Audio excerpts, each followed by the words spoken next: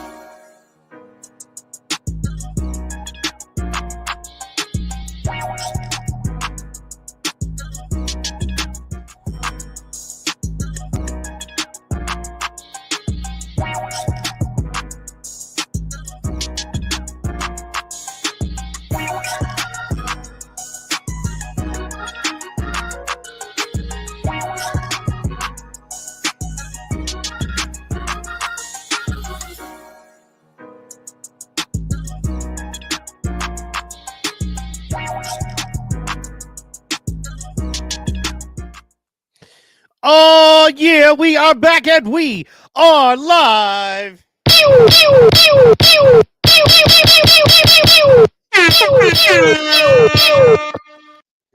Yeah, I am your co-host, FW Mike, doing it real and doing it just the way I like. And to my right-hand side, he's the man with the plan, doing all he can, making a better world for you and me, man. Give it up for my co-host, DJ Protocol. DJ Protocol. What's happening, folk? What's good? What's good? Man, I'm stoked, man. I don't know if you can see, man, but I got the blackest of black MAGA hats. It came in. Merry Christmas to me, dog. Look at that thing right there. You know what I mean? That thing clean. Look at that. That thing clean. That dark MAGA on point, but you know, Ooh. ain't nothing like that. Yeah, no. Black and yellow, black and yellow, black and yellow, black and yellow. I hear you. Okay, so before we get started, because we have so much to cover, I just want to share with everyone. I got some new drops. New year, new drops. This is the first one. Get ready. Guys, are you ready? First new drop of the year. But you don't have to take my word for it. Yeah. So we get into some shit, and that's like. But you don't have to take my word for it. Yeah. And here's the other one, because you know, I think it's going to get hot this year, pro. I think it might get hot. I think we're going to make a lot of people mad. And you know how I just make people mad by existing. So I was like, you better kill me. I'm going to be another rapper dead for popping off at the mouth with shit I shouldn't have said. You know what I'm saying? Oh. You better kill me. I'm going to be another rapper dead for popping off at the mouth with shit I shouldn't have said. Marshall Mathers LP in this bitch. Boy, listen. Look, man, you just took it back for your boy. Like, I talked about this on a show recently. I don't know if this was last week or maybe the week before last, but like that period of music, that was when I was like finding my particular sound, right? Like what I wanted to listen to in music, when I was able to. You remember the little books that used to come in, where you could get the 4 or 5 CDs for a penny, which really wasn't a penny, but like, yo, I got so many. And Marshall Mathers LP was one of them. Cisco Enter the Dragon, DMX. Then there was X, and then I got Flesh of My Flesh, Blood of My Blood. Like, yo, knocking hellas hard. Oh, yeah.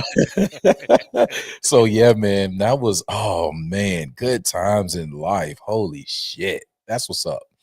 Absolutely. Man, let's take a quick second to shout out to all of our loyal ringside rumblers. We're going to shout out to Mrs. Amy K. Hall. Oh, yeah, thank you so much for dropping in. We're going to give you all one big pew-pew. And thank you so much, of course, Fuego, holding it down. Columbia House, yes, that is the name of it. We also got Mr. Alan Kim in the building so far. Guys, thank you so much, and make sure, if you're listening, you drop it in the chat. Yes, I remember vinyl records. I think cassettes are the new cool, going to be the new cool retro thing. You know what I'm saying? So to all our listeners,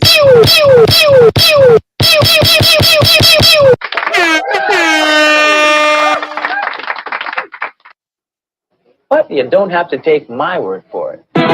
all right, I can't get enough of that. You say that you think cassettes are going to be the hot thing, Like vinyl, like retro thing, like hot retro thing. You know so what guess I mean? what's making a comeback, bro? What? Portable CD players. Okay, yeah, man. Portable CD players are making a comeback, and you have Bluetooth, so you can use Bluetooth headphones. And I've seen them with like the actual speakers on the CD player, on the portable CD player. So, hey, man, when you're great, you're great. You know. Well, I think, man, everything is, coming back. I just saw a great news article. This is Side Quest, guys. I know we have 100 things to cover.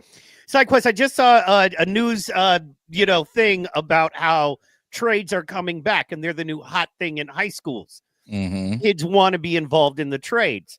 And also I think it's like, man, sometimes people want to feel shit. You want to feel it other than just feeling a keyboard and hanging around IR chat and stuff. You want to feel the work you do. You want to feel the music. You want to store it. It's not special anymore. It's on my computer with a million other things. Whereas if I make a cassette with 20 rockin' awesome mix songs, which I would make, that's mine forever. And when I give that to somebody, that's something that they own forever and hold. So I get it. Side Quest, man, real fast. How was your week, sir? How was it? How are you? What's good in prose world? Oh man, my week was pretty fucking awesome, man. I worked some more. Was in some pretty dope spaces. Talked to some new people, met some new followers. Yeah, man, it was pretty cool. Got to warn with some people. You know what I'm saying? That's what I typically do week in, week out on these damn social medias, these fucking social media trolls. All in all, though, it was good. Just preparing for inauguration week, Yes. Yes, you can record on CDs. To me, it makes a lot of sense because it's that connection, right? A kid sitting at his computer or he's at his laptop, blah, blah, blah, and he wants to make a mix of the music he's enjoying when he's, live streaming his video game playing. Then he pops that CD in, pops it out. That Discman is a cool thing that also gives him that thing to hold. So it makes sense. It makes a lot of sense. No diggity, no doubt. Yes. So, my goodness. Okay. So I thought we would start with the breakingest of breaking news. If that's okay, guys, we're going to jump right in. We're jumping right in, man, because there's so much to cover. Happy New Year. I hope everybody had a good New Year's Eve. Safe. I hope you're alive. Glad you're back with us. So, wanted to give you a shout out. Friday Night Flights was straight fire, man. You covered so much ground in a short period of time. It was awesome. It was awesome. So man, we're in that Learjet now. You know what I'm saying? We're in a Learjet. We busting moves. I'm from Savannah, so I had to get a Gulfstream. I had to get right and get that Gulfstream. That is fair. That is fair.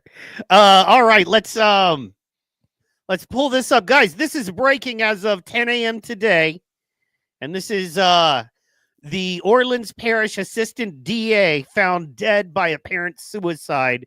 Sources confirm. You know what I mean? So yeah, we fly in. Yes, it was an amazing flight. So, Orleans Parish Assistant DA found dead by apparent suicide. Sources confirm. As you know, New Orleans is just where the truck attack happened.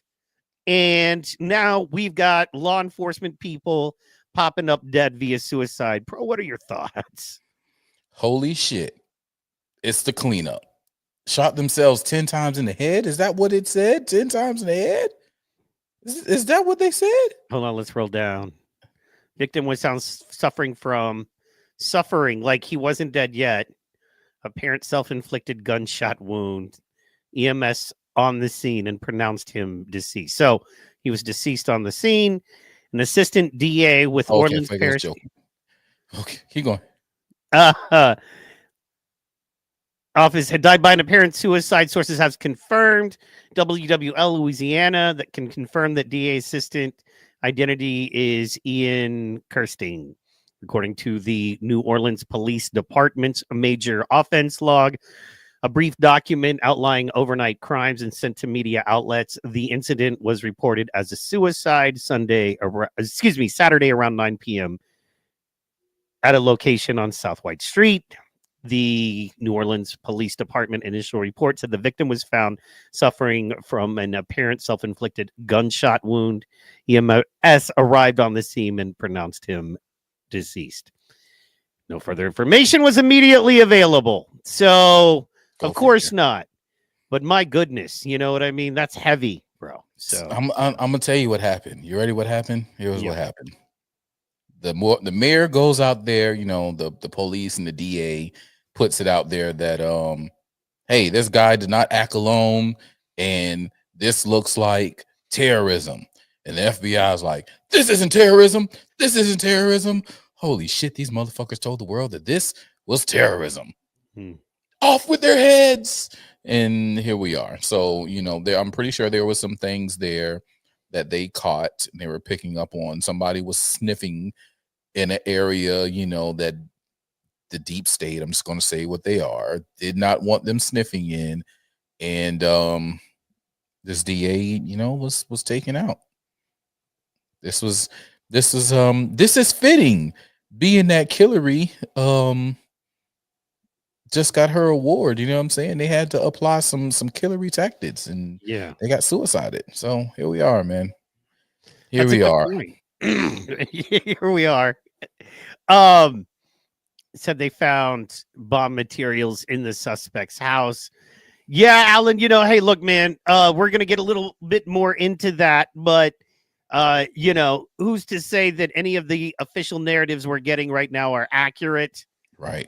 It's I don't know, man. It's hard to believe on both sides. I really do think that, you know what I mean? So, I'm going to pull up some of that stuff, that info there, here in a second, but yeah, man, I'm legit concerned. You know what I mean? I'm legit concerned. By the way, guys, before we get too deep into it, make sure you like that like button. Make sure you hit that like button, right? What else should they do, bro? Help me out while I pull this. Hey, man, it's all good, man. Get that right, man. Make sure you hit that like button, man. I'm talking about you give that like button a big old smack. And when you get done smacking that like button, copy the link, man. Share it to a friend, send it to them in text message, or you can send it to everybody on your social media networks. It would be a delighted situation if you would do that for us, because the algorithm be algorithming, you know what I mean? So we got to get this out to the world, because we're truth tellers and we are working to make you the smartest person during the break tomorrow at work.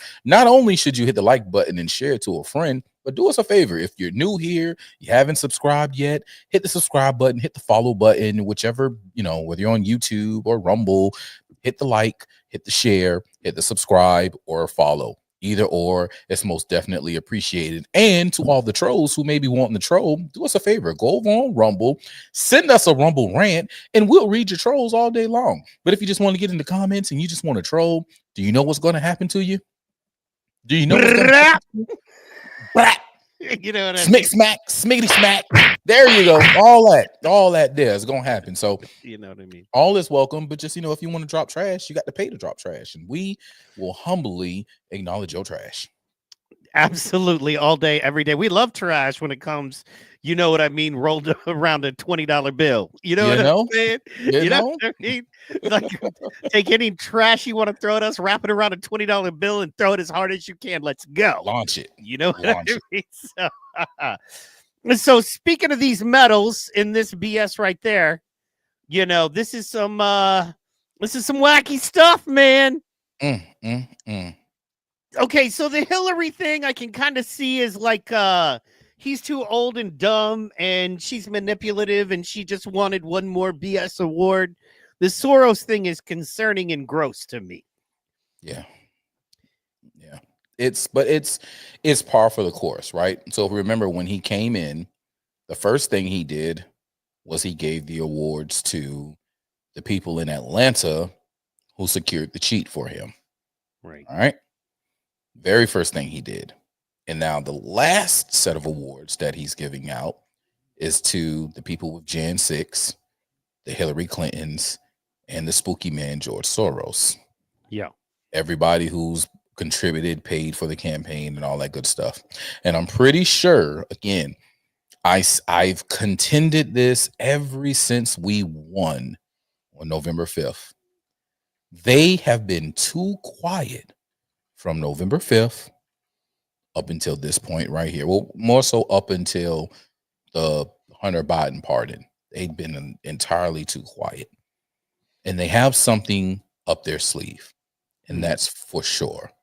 And now they're kind of showing they have something up their sleeve. They're protecting their own from all the crimes they committed. And now the people, the money players, the people in the Democratic apparatus that has some type of power plays, they're all getting paid thank you mementos, you know what I'm saying? Yeah. As they're on the way out the door. They know that the Democrat Party is about to be fucking uprooted and dismantled if we do what we're supposed to do. All right. I still question people like a Mike Johnson. Look, I'm a hard Republican. Look, I'm a hard Republican. Behind me, it says it. Save America, vote Republican. Save Chatham, vote Republican. There's a big Trump sign. There's don't tread on me behind me. I got MAGA on my head, right? It's no question where I am on the side of the fence. I just question a lot of these deep state figures, bro. Something is going to happen. I do know we're going to go at them hard. I think, Pam Bondi is finna do the damn thing.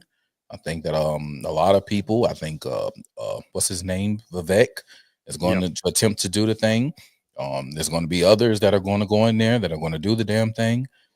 But I'm just worried, man. I'm worried that they're quiet for a reason. Yeah. and in my opinion, this is a video that I wanted to pull up. I haven't got to hear the whole thing, but it has to do with this, and so we're gonna check it out. So I don't know if it's a liberal or person, and I think it is, and I wanted to get their take on it, right? Mm-hmm. So I wanted to pull up this video and get your thoughts.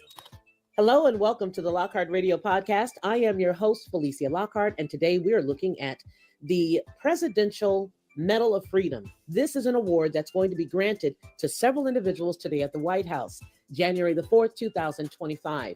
President Biden will award the Presidential Medal of Freedom, the nation's highest civilian honor, to presidential candidate Hillary Clinton, as well as billionaire Democratic mega donor George Soros. The White House said that Clinton, as well as Soros and 17 other recipients of the prestigious award, are individuals who have made exemplary contributions to the prosperity, as well as the values or security of the United States. They, in their impression, have given to world peace or other significant societal, public, or private endeavors. Here's a quote. President Biden believes great leaders keep the faith, give everyone a fair shot, and put decency above all else. These 19 Americans are great leaders who have made America a better place. They are great leaders because they are good people who have made extraordinary contributions to their country and the world. Nice. George Soros is 94, and he has been one of the most prolific fundraisers for the Democratic Party in recent history. The Hungarian-born hedge fund billionaire gave more than $175 million to the Democrats during the 2022 midterms, according to the Federal Election Commission records. Now, he is also, in the year 2024, another $60 million for House and Senate Democrats and other left-wing causes through his Democracy PAC. Soros, who shifted tens of billions of dollars of his own personal net worth over to his Open Society Foundations, which funds a multitude of progressive projects around the world, has also heavily invested in races to install far-left district attorneys in major American cities, including Manhattan's Alvin Bragg and Philadelphia's Krasner. Now, they've both been criticized by Republicans for pursuing priorities such as criminal justice reform over prosecuting those criminals. The White House described Soros as a, quote, philanthropist who 4 decades ago founded the Open Society Foundation, and through his work of foundations has supported organizations and projects across the world that strengthen democracy, human rights, education, and social justice. Now, Clinton who is 77, is going to be receiving the Presidential Medal of Freedom nearly 12 years after her husband, former President Bill Clinton, was bestowed the honor by former President Barack Obama. The former First Lady, Secretary of State, and New York Senator, quote, made history many times over decades. She can't let Bill have one without her getting one. In 2016, come on now. Hillary Clinton made history when she became the first woman nominated for president by a major United States political party. President-elect Donald Trump defeated her in She took that shit. race. Clinton was the subject of an FBI Donald probe Trump beat over her. her use of a private email server during her time in the Obama administration, but she was never charged with a crime. And at the conclusion of the because Bureau's they investigation, destroyed the Director servers James with Comey said that hammers. Clinton and her colleagues were, quote, extremely careless in their handling of very sensitive and highly classified information, but that it did not find clear evidence that Secretary Clinton or her colleagues intended Pause. the handling of classified. I just want to say, whoever this young lady is, she is not a leftist. Boy, oh my gosh. Oh my You gosh. don't have to take my word for it. Oh my gosh. I love this woman. I don't know who she is, but I love her. Press play. Yeah, no, she's bringing it. I was surprised. So absolutely. Yeah, she's yeah. Biden 82 will also award medals to several Hollywood A-listers, superstar athletes, and American cultural icons at Saturday's ceremony. For Headlines with a Voice, this has been the Lockhart Radio Podcast. Lockhart Radio Podcast. Lockhart. I got to go find Felicia Lockhart. I'm pull up X computer. Computer, pull up X. Grok, find me Felicia Lockhart. Grok, find me Felicia Lockhart. Grok is really, really good at some things and trash at others, or maybe I'm just stupid. You know what I mean? So yeah, Trump saved us from women. You know what I mean? So yes. Oh yeah. Hello, Felicia. Yeah. Hello, Felicia. Just link, please. Hey man, as soon as we get it, we'll drop it. So yeah, that's I wanted to just, what I liked is that was a very call it down the middle, a very call it down the middle reporting of what happened, right? Mm-hmm. That's like, okay, that's legit news. Whoever that is, they're very smart. They're in that right lane, the correct lane, which is I'm reporting news. And, maybe there's a tinge of honesty there that you may not be crazy about that other news won't report. But by the same token, right? So anyway, I think that was great to do that. Clearly, as we know, Hillary was a warmonger. In addition to that, she illegally, damaged documents, hid documents, paid off foreign governments, on. And then there's the killing of people, right? So, all those suicides around her. When I say suicides, I mean literally people hanging. We covered it. I think early on we found one happened just still recently. Mm-hmm. And it was a dude hanging from a tree with a shotgun blast in his chest, which is that is a commitment. That is a gymnast level commitment to ending your own life right there. Right. Mm-hmm. So, and then the guy that was found, there was the state trooper during Clinton's administration here in Oklahoma that had federal building, the federal Murrah building, and he had documents and he was going to go public, and he was found dead of an apparent suicide in a ditch on the side of the road, shot twice in the back of the head. You know what I mean? Because right? It makes total sense. And there's just like, it would be, there's so many of those stories. He had a switch. That's awful. You know what I'm saying? Shame on me. Hey man, that's the only reasonable way that I can see that someone can shoot themselves multiple times. They had a switch. Right. Well, in the back of the head. That's the most convenient part. Well, and it was, it was a single shot 9mm, I think. So, sure. So, police issue, actually, Beretta, conveniently. So, conveniently. Anyway, long story short, you know how it goes. So the fact that she did that, now can I see in Biden and the leftist eyes Sorrel getting a medal? Yeah. Hate to I say see it. them both getting the medals. You know what I'm saying? I don't see her. I mean, she kills people literally, but you know, It's par for the course. that's what you want. You want a killer. You know what I'm saying? Sometimes you need a killer. That's fair. That's fair. So, extremely disappointed in the pardons. Extremely disappointed in the medals.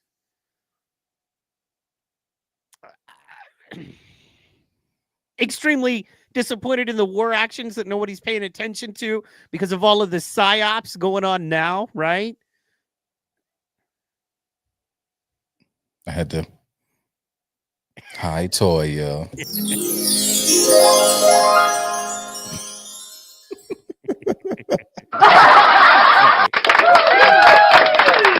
Yeah.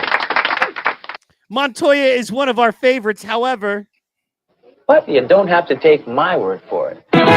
you know what I'm saying? Pro will 10 toes me on that one. All right. So, you know, keeping it rolling here.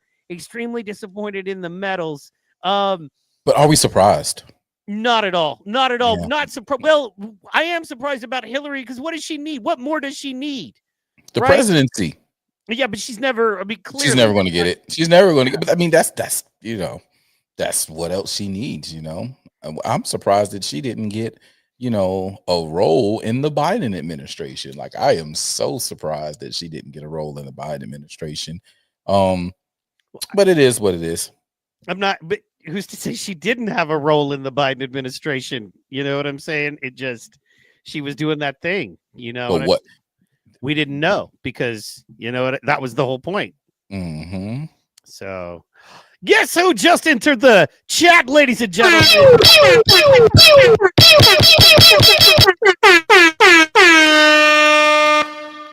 That is the no cash award. You know what I'm saying? That we know. But I also feel like it'll get you out of a parking ticket or two. You know what I mean? It'll get you some real money speaking gigs. It's like, okay, I know this other guy wants to come in and speak at your college for, $5,000, but do they have the presidential medal? Oh, no? Okay, we'll choose wisely then. Choose wisely. And instead of $5,000, I need 40 grand. 40 G. What? Yeah, man, that college circuit is crazy. However, it is a Biden award. You know what I mean? That's like the Dollar Tree. That's like the Dollar Tree of awards. You know what I mean? That's like that's like the special class. You know what I mean? The short bus of awards. It's like, you know what I mean? Like, it's like I got an award from President Biden.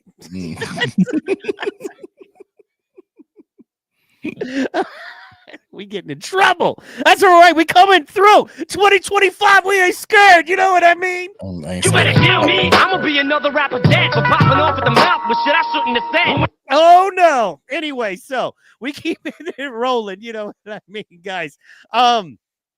New year, new drops. What can I say? Shout out to It's Just Me in the building. Okay, we're gonna keep it rolling because that's what we do here. We keep it rolling.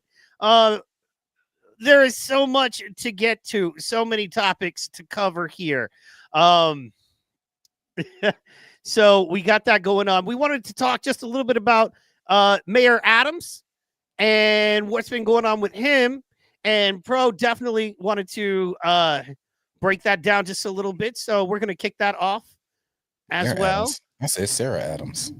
Oh, I thought you said Mayor Eric Adams. Nah, Eric is on his way over to the good side. He's I know. waiting for inauguration. Look, I'm expecting to see Mayor Adams at inauguration with either one of these, one of those, or one of these. He's going to be maggot out. You know what I'm saying? Hell, he might even pull up with one of these. You know what I'm saying? He might pull up with Joe and the Ho gotta go. You know what I'm saying? That's fair. That's fair.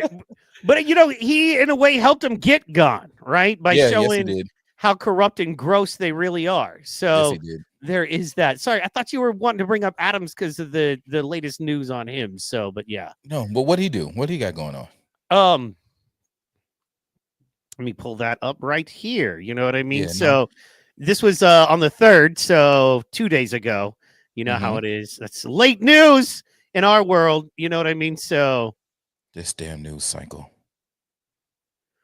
New York Mayor Adams. Let me pull it up here. You're gonna have to kill me. New York Mayor Adams. I'm bringing the world with me. I don't ever squash the beef.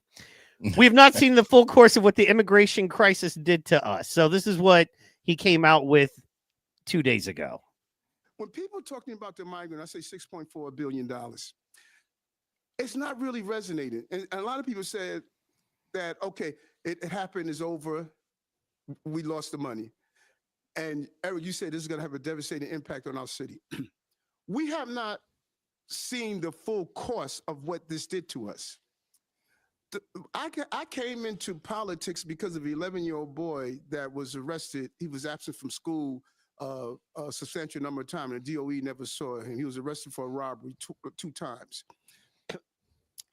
The long-term impact of that $6.4 billion has not materialized yet. Mm. We could have spent $400 million on community schools to handle chronic absentees.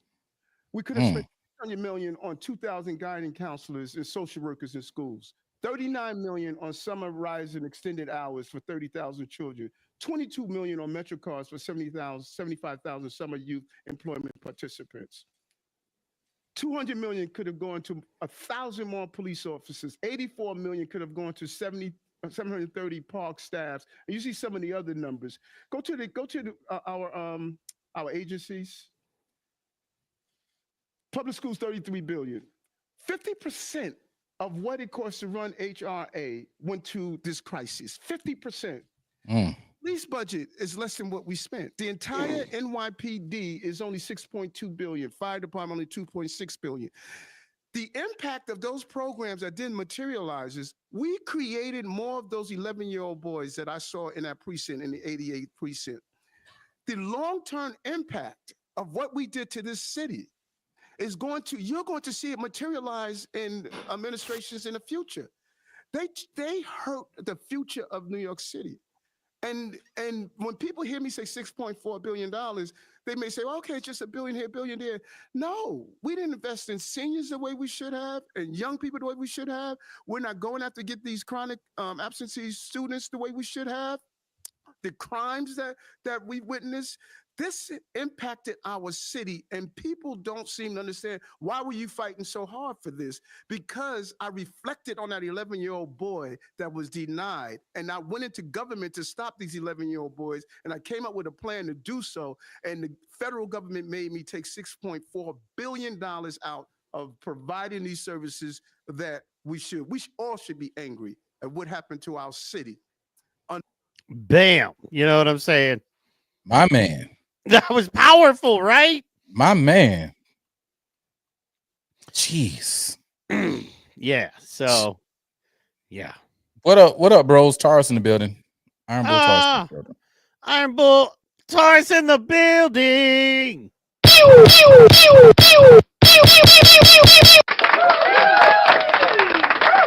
Thank you so much for dropping by. Oh, yeah. Feeling good. Loving it.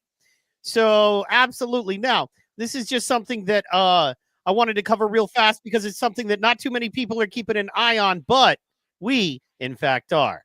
And that is the mysterious death of so many whistleblowers in the AI industry and what AI is doing. So I wanted to drop that on us real fast. This is Ian Carroll. We love him. We know him. Check this out, guys. This is happening right now. Seems to be a pattern here. So yesterday they released this statement with their 4 new board members. First, we have Sue, the former CEO of the Bill and Melinda Gates Foundation, also a board member of Pfizer. She's also a member of the President's Council of Advisors on Science and Technology. Okay, just for a little background real fast, OpenAI was sketchy before they started killing whistleblowers. A quick reminder who is on the board of directors for OpenAI. Unsubscribe from them. Stop using ChatGPT. The company is controlled by some evil people, he says. And now we're going to get into who these people are. OpenAI just chose 4 new members for their board of directors. they could not have chosen a worse cast of characters. And there seems to be a pattern here.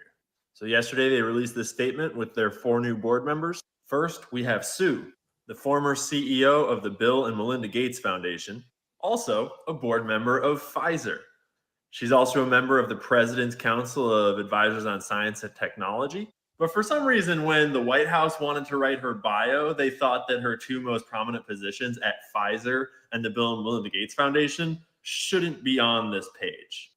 I wonder why. Even spicier, this one's hard to find. She's on the board of directors of this company called Resilience, which strangely also has the CEO of In-Q-Tel on it. In-Q-Tel is the investment company for the CIA. There are actually a number of people on this board of directors that have links to the CIA other than this dude. And this company I'm talking about, Resilience, is the company that manufactured all of the mRNA for the thing that Moderna gave to everyone. Kind of weird.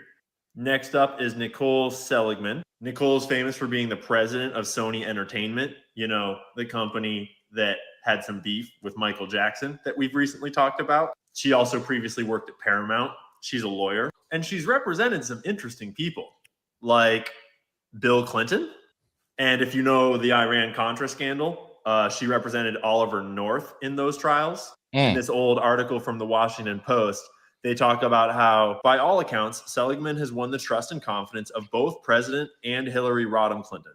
The First Lady thinks the world of her, says Mrs. Clinton's press secretary. Man, that's some high praise from a really great person. What a good endorsement. For those of you keeping track of how many Zionists are on the board of OpenAI, she's also Jewish. I believe that brings the total to 3 out of 7. Not totally Just sure. cleared my throat there. I can't Gonna think of clear my anything throat over better that for word. Israel's public image than to have the AI that's giving everyone answers to their questions about the world, answers that are pro-Israel. And then we have Fiji, who is the CEO of Instacart, but she spent a decade. I just want to pause and say Shabbat Shalom and thank you for everything you have done and contributed to the industry, all my tiny hat friends. Working at high positions at Facebook. At the top, she was the head of the Facebook app. That's in addition to the Facebook executives already on the board, like Brett Taylor, who was the CTO, and he was the chairman of old Twitter when, you know, free speech was like totally good on Twitter. And we have Adam D'Angelo, who was high school friends with Mark Zuckerberg and the CTO of Facebook. So that's 3 former Facebook executives. And last but not least, the crown jewel, Larry Summers, former U.S. Secretary of the Treasury, former chief economist at the World Bank.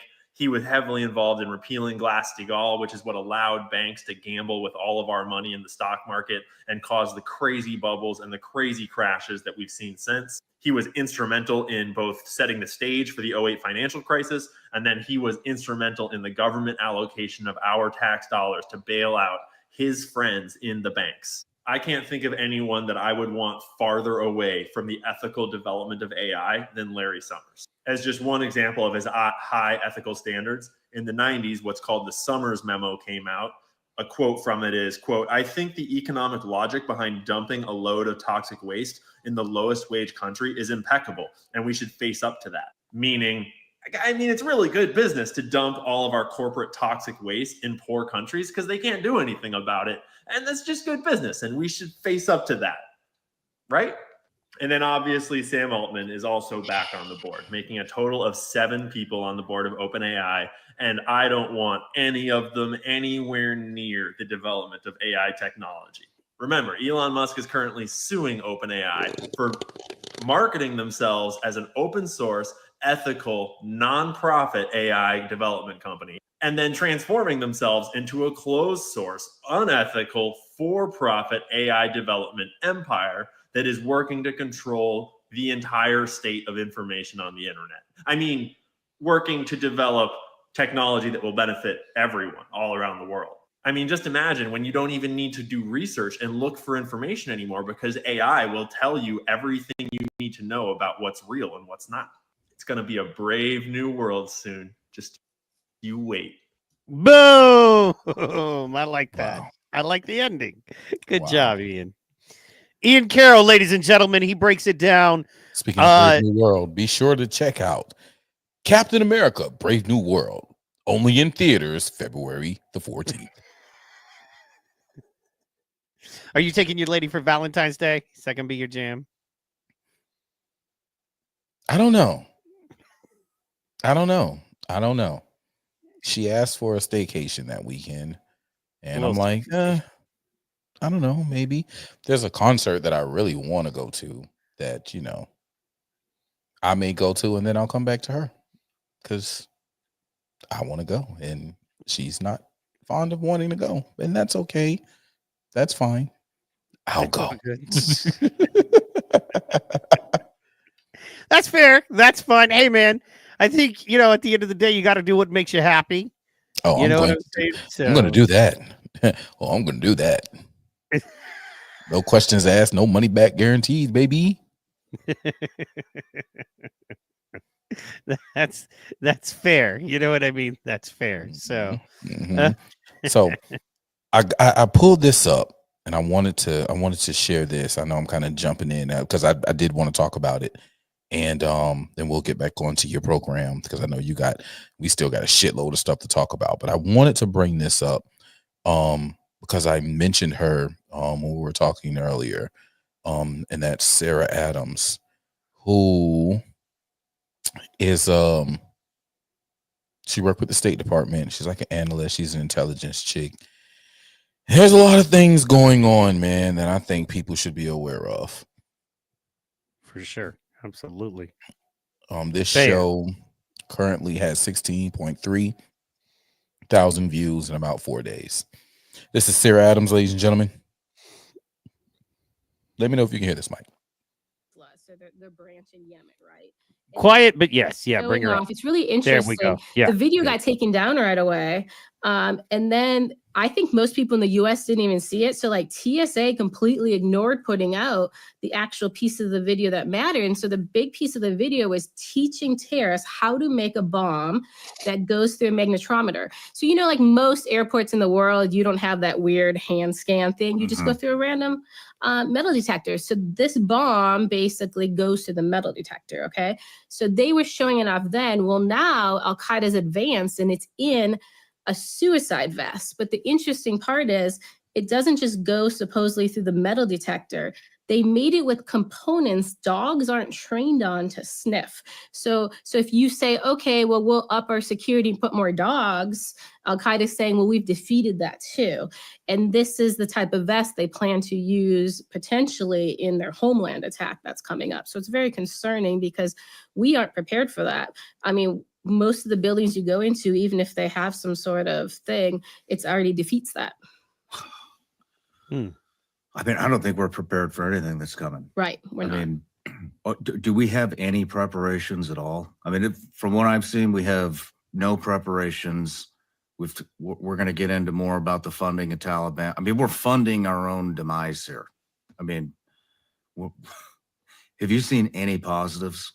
Is anybody doing anything? No, and actually, Al-Qaeda makes a joke out of the fact that they move the money we give to the Taliban to the camps that train the homeland attackers, right? So it's almost like an insider joke, like, yes, we are forcing America to fund their own attacks. So that is the plan too, that the money will go back to us and our government. And then that makes Americans also look at our government like it's an inside job. You knew it, right? And so Al-Qaeda is going to play that game, which is really interesting. Al-Qaeda found the Building 7 conspiracy stuff fascinating. And they have actually had discussions about how we could do ruses and bring in the Building 7 people to make them blame their government more. So they're actually even looking at our conspiracies and targeting those people for the homeland attack. So basically those people almost back Al-Qaeda as revolutionaries and rebels and heroes against our government. Kind of like how the Hamas supporters do it. All right. So we have a list of stuff to go down here. I think since we're on funding the Taliban, let's start there. But, you broke that news first. You broke 40 million a week was going to the Taliban, funded from State Department to all these different NGOs. Then our mutual friend Legend came on. He broke that it was actually 40 to 87 million dollars a week. Then, we're also, Scott Mann has confirmed it. former Green Beret Lieutenant Colonel, retired. Then me and Scott went to Vienna to interview Masood, who is the, for everybody that hasn't seen that, that's the leader of the commander of the Afghan resistance. And he confirmed it as well. And so we've actually put a petition out. I just looked at it this morning, as 382,000 signatures. I'm going to link the petition below again to spin that out again. And we sent that to McCall. Nothing. From what I understand, not one thing has been done. Why do you think Congressman McCall hasn't done it? It's because, I see these reports. He was drunk at the airport. Maybe he's just too drunk to actually do anything. Or maybe he's too busy. It's the other story I hear. Shit. Damn. House Foreign Affairs Chair McCall briefly detained by police after appearing drunk at the airport. Ain't that some shit? Detained by police at the airport. And those guys get a lot longer leash than us average folk. You know what I mean? Yes, they do. Yes, they do. Let's see here. Let's bring up. It's just me. He's dubious of all former CIA shit happening right now. He learned a long time ago. There is never a former to these folks in the agencies. Poso is still likely Navy intel. Buck Sexton is still working for the CIA, et cetera, et cetera. They never leave, not alive anyway. So let's bring it back. Sorry about that. No, you're good. You're good. Let me hold on. I clicked away to. Okay, here we go. Boom. And let me do this. Boom. And boom. Why do you think Congressman McCall hasn't done it? It's because, I see these. It's kind of like the airport. Maybe he's just too drunk to actually do anything. Or maybe he's too busy. It's the other story I hear about him all the time is the insider trading shit. Has he done anything at all? No, the problem is, it's kind of like they bring these people in front of Congress. They give them 5-minute sound clips, right? They make a little bit of news off it, but there's no then action, or there's no plan to do any accountability. And then they say, yeah, Americans, we did what you wanted. We brought Tyler Andrew Vargas on, right? But what has he done for him since it happened, right? And this is the big problem with Congress. People say, these Congress people aren't doing their jobs, but they keep voting them back in, right? Like, we complain about them, but no one's actually holding their feet to the fire to do their job. I honestly don't think we're going to get anything effective against the Taliban, right? I mean, your congressman, Representative Burchett, he put the money in to stop the bill to stop the money going to the Taliban. It's sitting in the Senate. I don't think anyone's picked it up. Nancy Mace tried to do the bill to actually designate the Taliban a terrorist organization. I heard a number of Republican Congress people reach out to her and gave her a hard time about it. So that's completely dead. We can't even get our Congress people to call them a terrorist group, and they're beheading people. Why? What's behind that? My theory is we have some people who haven't thought this through because of the Ukraine war, and they think we can especially use someone like Sirajuddin Haqqani as a counter to Russia. That there's no other explanation for the amount of money we're putting into this, because it's not just up to 87 million a week. That's only the money we fly into Kabul. Right? We send money other ways. One really great example is we fund the Taliban's political office in Qatar. That's not the 87 million. There's at least 10 million that we just pay their operating expenses a month. So, guys, that's Sarah Adams. This is a, almost 2-hour-long interview with my man Sean Ryan. You guys should definitely go check it out. It is full of info, and I understand exactly what It's Just Me is saying, right? Once CIA, always CIA. I do believe that. But I do believe that there are some people in the farm who are, trying to break free. I think there's some people in the farm, like there's always, someone somewhere that wants to see the shit not be what the shit is. They see the dirty shit and they're like, okay, you know what? Fuck it. I'm gonna tell the world what's going on. And hopefully someone will pick up on it and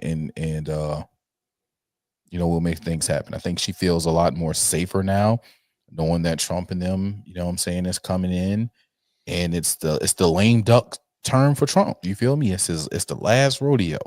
And a lot of people really feel like, okay, I can get this out, and maybe I will be unalived because I'm going against the farm, you know what I'm saying? But, you know, every now and then a clown becomes a true ringmaster. If you're lucky, or maybe unlucky, right? Because heavy is the head that wears the crown. Yeah. You know, that's something that people don't think like the king. You know what I'm saying? But sometimes the king can be a tough gig. You know, a lot of times people are like, well, why didn't this person standing 10 toes and losing $5 million a year? It's like, well, that means 10 people that work for him have no job anymore, and they got kids and a family. So maybe he's just sidestepping that so he can keep his folks employed, right? You never know. And I'm not saying also there's not a lot of sellouts, because absolutely there are. But, you know, everybody's got different reasons, I guess. You know what I mean? So got this. I wanted to drop, you know, as we kind of transition into this shady stuff. This is Fox, right? But this is a Trump representative right here, and they're breaking it down. I do love, side note, I do love watching Fox right now, bro, right? Because it's it's clearly the C team. You know what I'm saying? It's not even the B team. The B team is like, sometimes they come in on Fridays. They're the Memorial Day folk. You know what I mean? But, and I think they're all, I think, you know, starting next week, you know, everybody's going to be fully back. But, you know, during that, you know, starting week of Christmas all the way through week of New Year's, man, you got your Charlie Hertz and your see, I like them. You know what I mean? But we've already secured our round in the playoffs. We're bringing our bench guys up to see what we have, you know, to work with on the trade block next year. You know what I mean? So, yeah. Right. And the reason that Biden can't reach a conclusion, Holy he can't even shit. answer questions about the tragedies that are still unfolding, is because he's completely checked out. The press conference was an embarrassment. I can't think of a single person who watched that and was reassured that we have a commander-in-chief who is capable and competent at a time of crisis. And that is certainly a factor in the attacks that are unfolding right now, because physical weakness, policy weakness is going to only invite further crises in the United States. Our enemies know that they have a narrow time frame in which they can act before real leadership comes back to the White House. And unfortunately, we're seeing the consequences of that in real time. And, you know, Biden's parting gift to the United States seems to have been just drawing a massive bullseye on the entire country, as he has signaled that he's incapable of standing up for our sovereignty, our safety, and our enemies know that. And the American people are unfortunately discovering that the hard way. Kayleigh, do you feel confident that President Trump will be able to rally Republicans in the House around getting something done so that Republicans can start to address their agenda? I certainly hope so. And again, Republicans owe it to the American people in this case to re-elect Mike Johnson. It's the greatest way to ensure that Trump is able to get in on day one and start. Done. Sorry about that. Didn't realize that part was. Hold on, before we do that, I got go back it up just a little bit. Back it up just a little bit. Give me the three people. It's the greatest way to ensure that Trump is able to get in on day. That one a little bit back. A little bit more. It's the greatest way to feel confident that President Trump will. Hold on. Wait. Because I got a question. I got a major question, but I don't think I can ask it the way that damn, where is it? Where is it? This sucks. Dang. All right. Do you remember the movie Double Take? Yes. All right. Here we go. All right.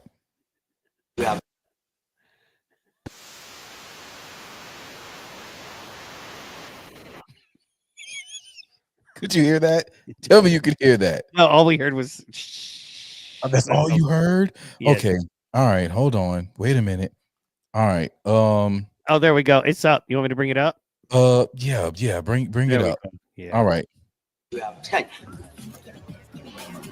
What is up with your eye, G? Oh, I get it.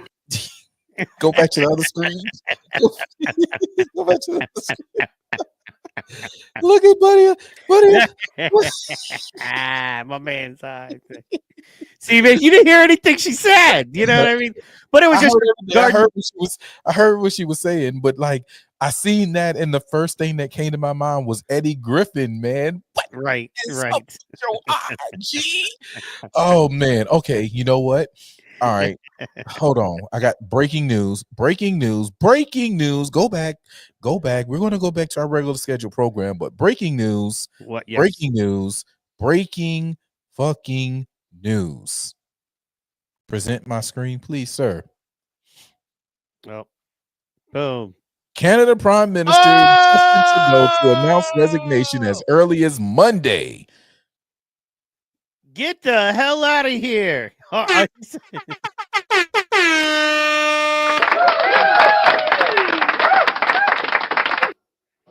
you don't have to take my word for it.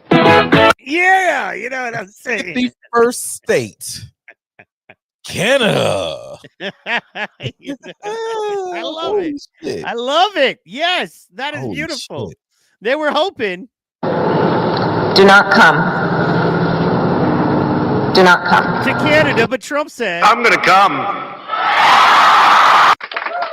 Yeah. Wow. That's crazy because he's on a no term limit deal, right? I thought he could stay in forever, or basically kind of they move him around, right? Like he could go to a new province and run from that province. Mm-hmm. Wow. That's crazy. They've been calling they've been calling for his resignation, man. Wow. Well, good, I say. You know what I'm saying? Yeah. Good, I say. So there it is, man. There it is.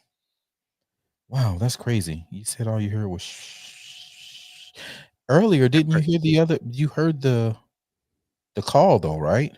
Yeah, we heard everything else. Okay. No, I'm talking about like when we were pre-gaming or pre-showing. We I don't know. We'll find out when we get to that segment. That's interesting. Right. I don't know. Shit be shitting. Anyway, yeah, man. Yeah, man. It's a good day to have a good day. You know what I'm saying? Have a good day. So there it is. Justin Trudeau's out of here. All right, man. That's a lot. You know what I mean? Oh, could you see that? Damn, I didn't realize you could see that. I thought I was doing that full production. Oh, I couldn't see nothing. Good. All right. Now I want to add this. We got to talk about this, man. It's tricky, and it's going to lead us into both of them. But as you guys know, on New Year's Day, outside of Trump Tower, of course, New Orleans had a tragedy as well. But outside of Trump Tower, this happened.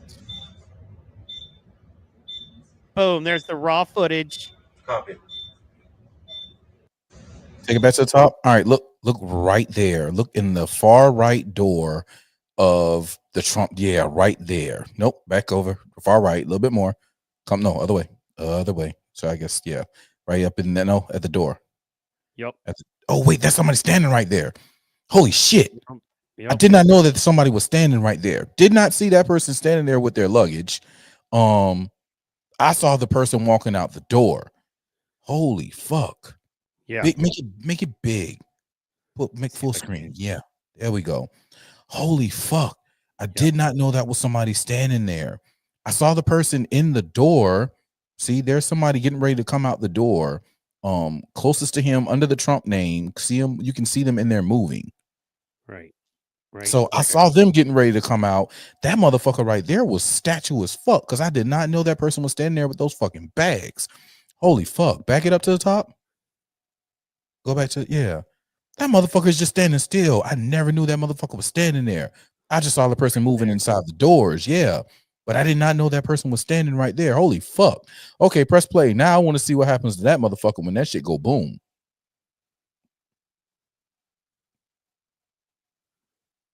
That motherfucker don't even go to run. That motherfucker doesn't even run. What the fuck?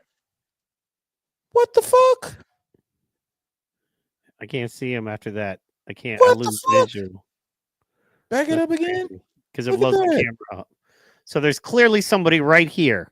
Yes. Everyone that's watching, there's clearly somebody in the doors. If you're listening, we're watching the Trump Tower Tesla Cybertruck explosion. I was keeping my eyes on the wheels because it's odd because these wheels shouldn't be blowing up. Yeah, they start sparking first. Anyway, but also Pro is mentioning that as you can see here, clearly right here in this door, there's somebody coming. But there's somebody outside though, right there. Go back. That's a person standing right there. Look at the luggage. Go to the luggage right there. That's outside. Right here. Yeah, no, that's a person. Okay. That's a motherfucker in a hat. Still two. So that person is walking. Hat. Boom. That's crazy. It's like, you don't even run, motherfucker. I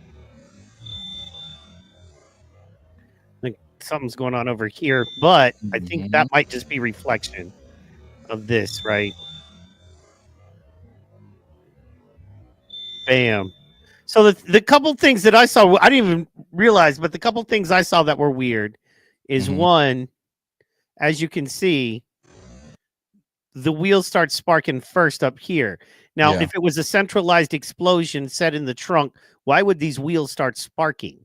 Right. That doesn't make sense unless there was a IED up inside, up under the vehicle. But everyone has said no, it came from the trunk. But so that's what old boy. Sorry, go ahead.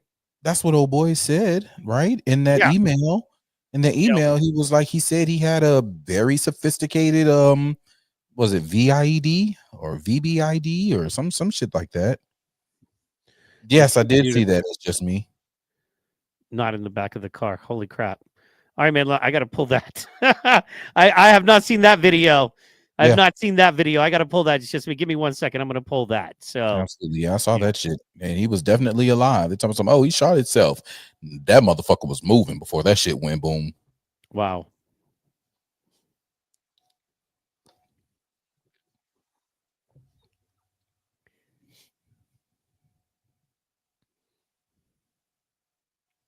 I'm pulling it right now, guys. Hang in there with me.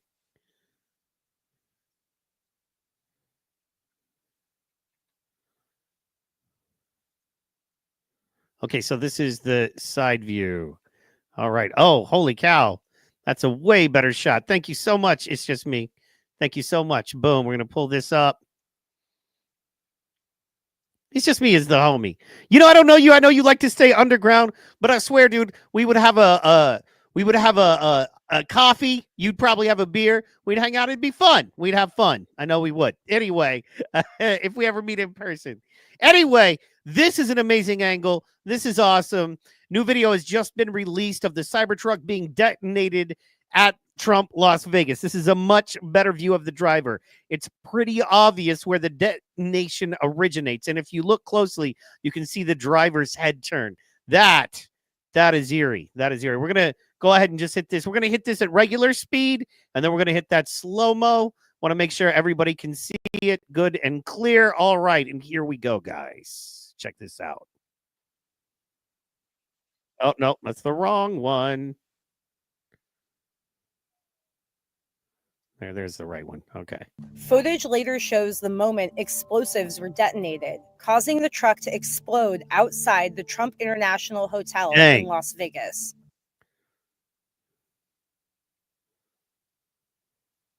There's looks to be his head. Woo! Footage later shows the moment. Let's see here. Now we're going to slow it down. 0.25 speed. Want to see what we're working with here. All right, guys, check this out.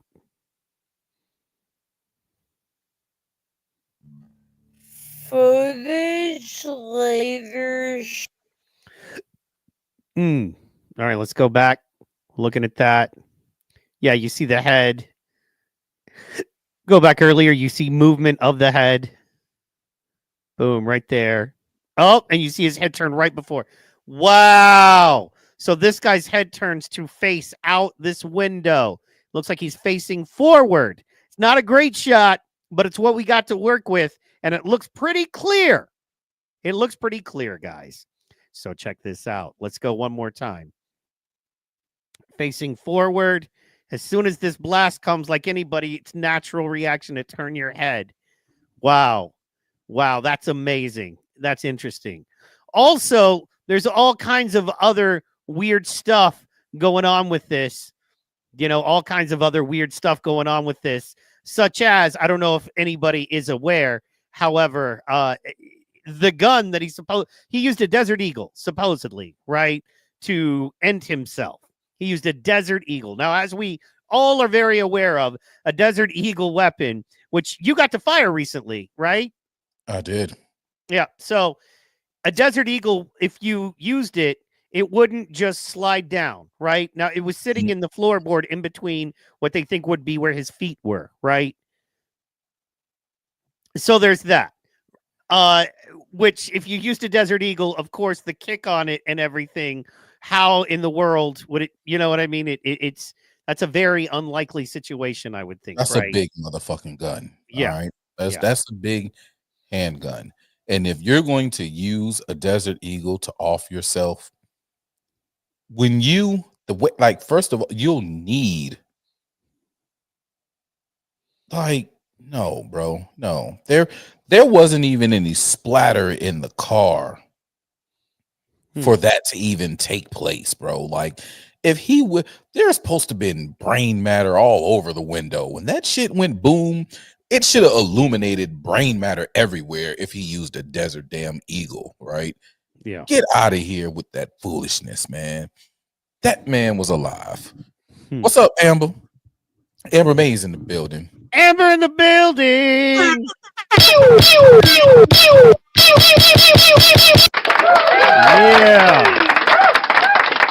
Yeah, that shit's foolish to me. They can take that shit somewhere else. If that's the story they want to ship out, well, listen. On top of that story, I've got a bridge to the ocean in the middle of Arizona, right? To sell you. Oh yeah. AZ ladies in the building as well. Hello, it is nice to see you. You know what I mean? Oh, that's Amber. My bad. That's one of the last podcast that I was on, man. We got some business. Oh yeah, that Amber. Sorry, we got a couple Ambers. Yeah, that's all right. Yeah, man. She got she has a podcasting class, man. You guys be on the lookout for that, man. It's pretty freaking awesome. Yeah, that's gonna be fire, man. There's gonna be a lot of good coming out of that. So, so this is the kind of, once again, I'm hitting Ian Carroll here. I don't want to use him up, but you know, and what he's doing right now is the most fire that I found. He's speaking the clearest on it, and he's saying the Tesla Trump bomber is a massive psyop. You know, I agree with him. So I thought we'd listen to a little bit of this here and see how we felt about Cybertruck car bombing in Las Vegas has turned into the craziest reverse psyop story ever. And it's still developing, but I'm going to run through all of the evidence in all directions that I have found so far. So hopefully it's easy to kind of pick up where we're at right now. I will fast forward for editing purposes. First thing, super iconic, not an accident. But the question is, not an accident, why? And who's actually behind it? Because the media is pinning everything on Matthew Allen Livelsberger because they found his passport and his ID and a bunch of stuff of his in. Does that remind you of anything, guys? First of all, odd that truck would explode and you see this magically they found his burnt passport. For those of you that don't remember because you're too young, there was a thing called 9/11 that happened, and we found 13 passports magically in the rubble at the bottom of that as well. But there were Saudi Arabians, yet we never did anything, you know, to Saudi Arabia. Somehow that got us into a war in Iraq because it was all a big psyop.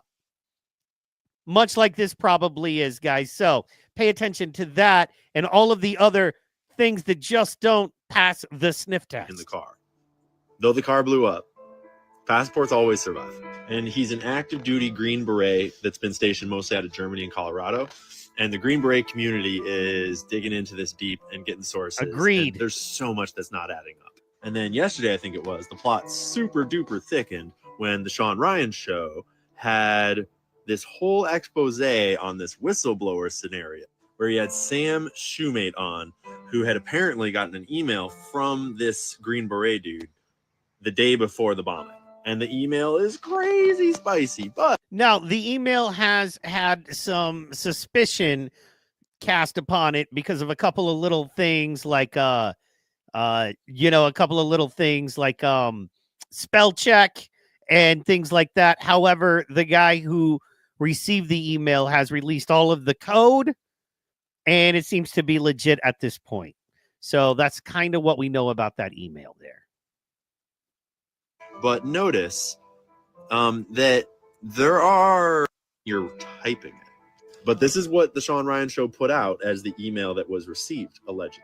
And it alleges that the drones over the East Coast are Chinese tech and that they could bomb the White House at any minute. And it's like this whole, basically it alleges that World War III is about to happen between the US and China, and there's nothing we can do to stop it. And he's like trying to be a whistleblower to like stop it.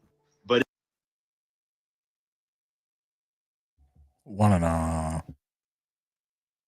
if this email is real, it's like the perfect food for the military-industrial complex and for World War III warmongering.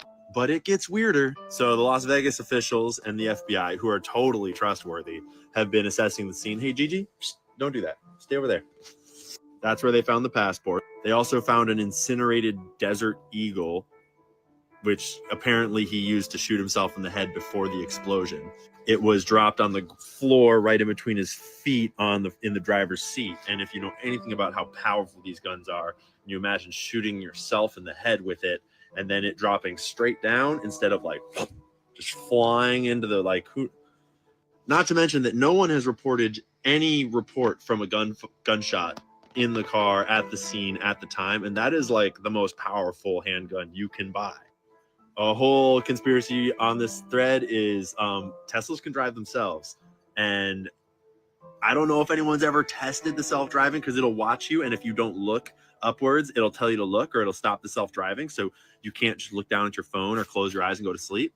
But has anyone ever tried it with a dead body that has its eyes open? Because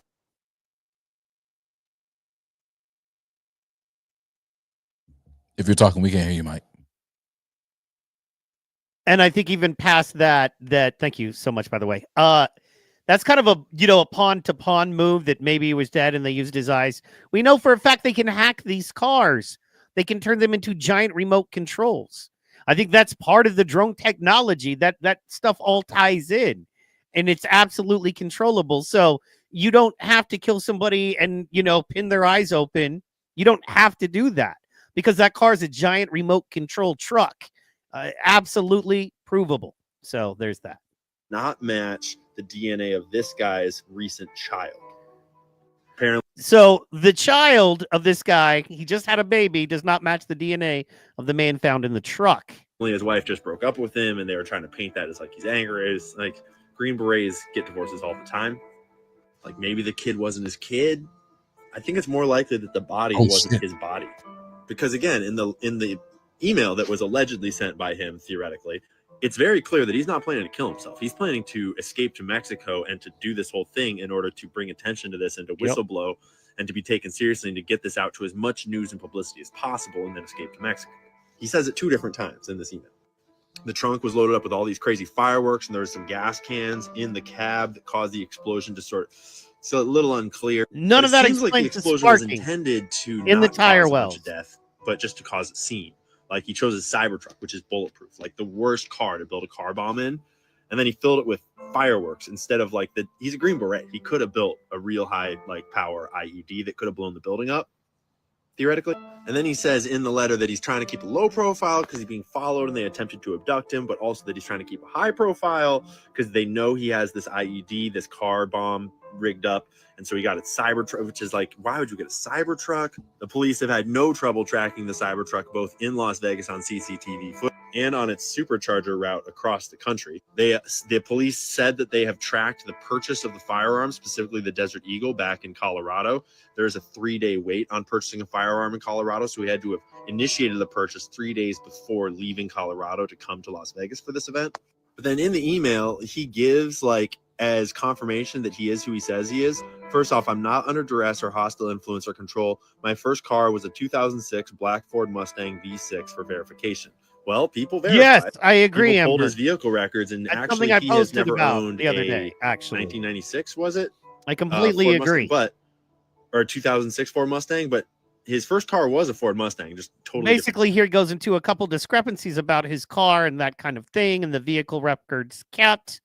But let's go back into kind of his manifesto, supposedly.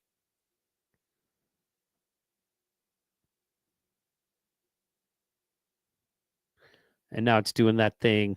Now it's doing that thing, y'all. Come on, Twitter. Come on, twit. You twit. cars are in their parents' name. Well, There we people go. pulled his parents' car records too. Check out Landry22 if you want to see those on X. But then the Las Vegas police, the officials, released like manifestos that they found on his phone, which was like charged to oblivion. But they found these manifestos that like this one is basically like, yo, all military personnel go and take the Capitol right now. It's like stop it, really unhinged and retarded. And the other one, like, it's just like screenshot and read if you want. Like the other one is just so weird. Then they released like video from his Tesla Cybertruck at the supercharge station that they said was in Las Vegas, but the internet has sleuthed around and pretty much confirmed that actually that was not in Las Vegas. It was in Arizona because there's a Carl's Jr. Next to the supercharge station. They were looking for photos where there's a supercharge station and a Carl's Jr. and it's in Kingman, Arizona, which is that stop right there before getting to Las Vegas. Plus the Green Beret chatter on YouTube and X and everyone in the Green Beret and like special forces communities that are commenting on this saying it does not line up at all. Like he did not have the expertise to understand this kind of stuff about drones. He did not have the clearance. He wasn't even like stationed in the places where they said he was stationed. It's all very sus. It's all very he was like sus. a TV star with Tim Kennedy like 10 years ago on some like special forces like game show, TV show. Whole other funny rabbit hole. But a bunch of guys know this guy. Like a bunch of people on the internet right now have done operations and missions with him or trained with him or been stationed with him. So there's a lot floating around. And I don't have any answers. I don't know what's going on. But one thing that we can all agree on is that if the evidence starts pointing towards a war with China or a war with Iran or a war with Russia, it's probably the deep state setting you up for that war. And if I had to guess right now, here's what I would guess was going on. The military-industrial complex is learning as we go, and they are wise to the way this world works. And seeing how X has debunked all their other bullshit this last year, I'd bet right now, it looks like they decided, what if we need to start our psyops using the decentralized media space as our patsy, as our pipeline of information to deliver the information so that the internet thinks it's real. So the internet thinks it's coming from inside the house, right? And so they concoct a situation in which a known and trusted and verified internet sleuth, this dude on Instagram, who is like a military whistleblower, like hub. He's like the dude for military whistleblowers to go to. It makes sense that this guy would go to him. And so they concoct this email that goes out to him. They concoct the scenario whereby it looks like either they got this guy and he's on the payroll, like this Green Beret guy is like in the op, or they captured him and are using him as a patsy, as the fall guy for the op. And it looks like they're feeding the information out into sort of vetted social media decentralized channels so that we are the ones producing the PSYOP ourselves. And it's just the source information that is actually manipulated. That is what it looks like right now. And keep your eyes peeled, stay frosty, don't believe a single fucking thing you see. And if any of it points to war with Iran or China or Russia, even if it seems credible, it's fucking not. Doesn't matter. We're not going to war. Fuck that shit. All right. So I think that's, you know what I mean? I think that's some real hits right there. Twitter's a little slow right now because Sean Ryan is running a space right now with Shu, and there are 33,000 people in that one space. Of course. You know what I mean? with shoe on head. Wow, that's crazy. Of course, that's what's going down. Keenman super close to Las Vegas, but that video was way too convenient for me. I absolutely agree. There's another thing I wanted to pull up on that right there that I had ready in the barrel, ready to go. Where'd it go? There we go. I don't know if you guys have heard this part of it, but Tim Kennedy, MMA fighter, was on a show with the supposed Green Beret guy. So, yeah. Let's see here. Oh, my gosh. Twitter's a little slow on that. Kingman super close to Las Vegas, but this video is way too convenient for me. Absolutely. All right. So, pulled up this article right here. MMA star Tim Kennedy, who competed with Cybertruck bomber Matthew Livelsberger on History Channel reality show, speaks out over explosion. So he spoke a little bit here, and this is the Las Vegas police release notes left behind by Cybertruck bomber. We don't believe them. They're a little sus at best. Former Green Beret and retired MMA fighter Tim Kennedy recalled competing with Vegas Cybertruck bomber Matthew Livelsberger in a military reality competition over a decade before the fire explosion.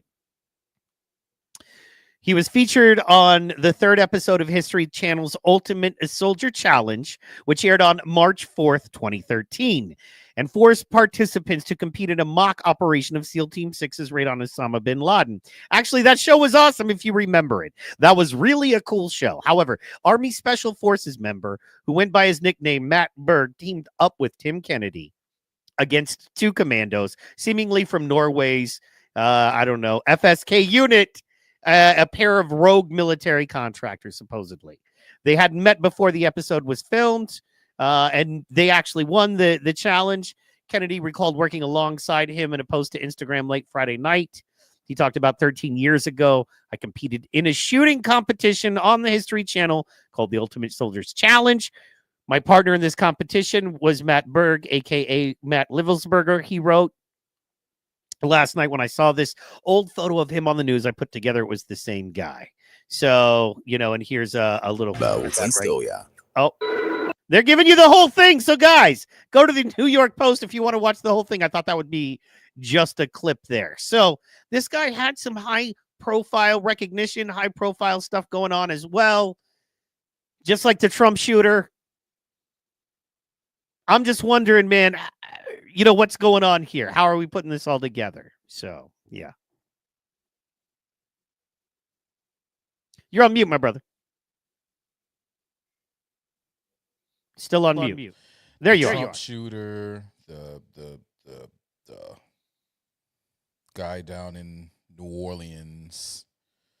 All these guys just have some crazy ties, man. And this season 4 of America is getting crazy. The opening season, I got a little echo. The opening season of America. The opener of season 4 is lit, is what I'm trying to say here. The opener is lit. So, but you don't have to take my word for it. Just say look outside.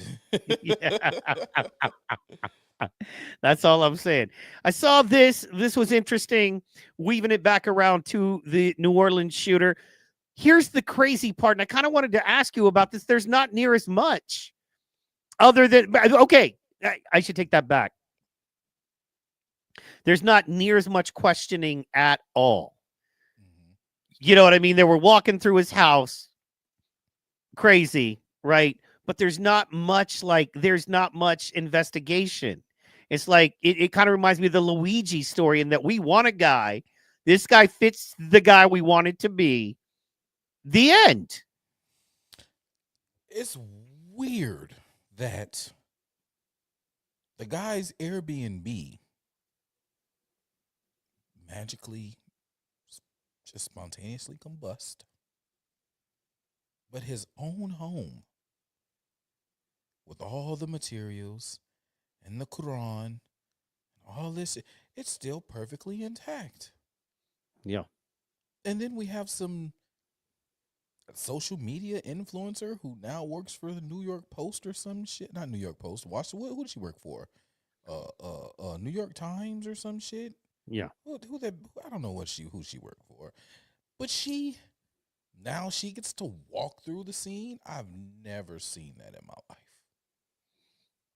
That's contaminating a crime scene. And on the counter, perfectly laid out, is the papers from the feds of everything that they found in the house. Get the fuck out of here, man. But the door is kicked off the hinges. Yeah. Get the fuck out of here, man. It makes no sense to me, bro. It makes no sense. This is I feel bad for that dude too, man, because I feel bad for the people we don't question. And this is something that, to all of my MAGA brothers and sisters out there, you got to listen to me, man, is that, yeah, if it's a Muslim dude who went crazy and hates America and hurt people, okay, that's that nice, clean story. Hey, they broke into his home, you know, which, who else have we seen? The Trump shooter's home, where there was no electricity and no silverware. Have we seen, you know, the other dude's home? Have we seen, you know, what about the other shooter's home that we have pictures of in Hawaii? What, you know, that try to take out, I mean, on. And then there were the pipe bombs that nobody talked about in Nashville over the weekend. You can't keep up, man. That's how I know it's a psyop or it's coordinated. I think it is so important that they try to mess everything up before Trump comes in. I legit think that's the move here. Spirals out of control. Let him take over a bunch of bullshit, so we can be like, see, he's unfit for office. Yeah. Did you see this one yet? New Orleans attacker wore medicine. I feel like you'd have to be stupid to believe that he wore Meta Smart glasses. You know what I mean? So here's a 55-second clip of him riding around, supposedly. Doesn't have audio, conveniently.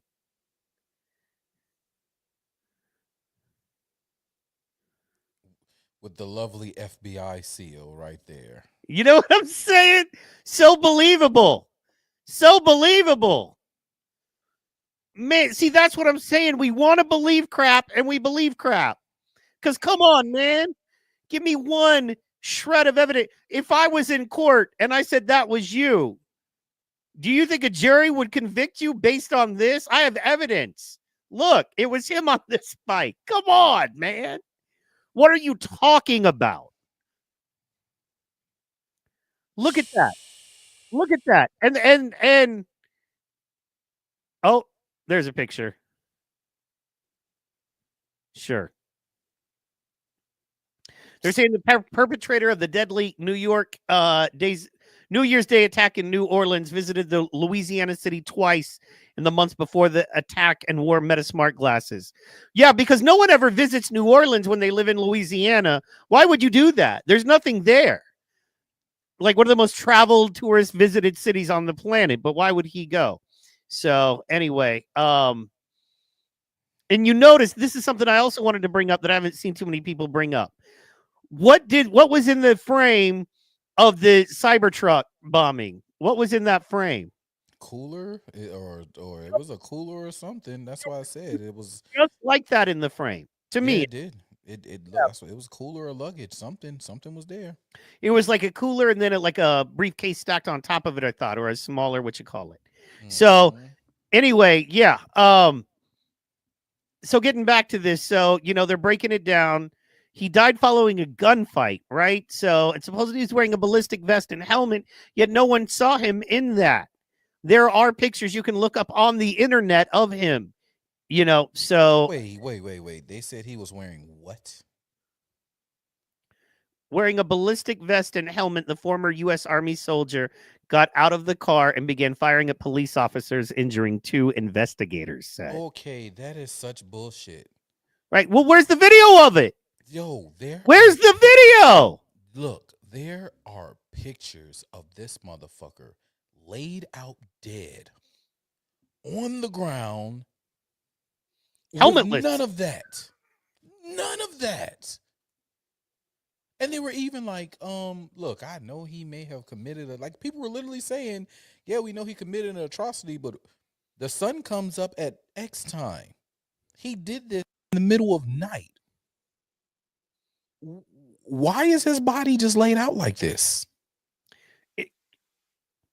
Not only that, also there's solid video. In fact, I have it. Let me see if I can find it here. That I posted was shared to me of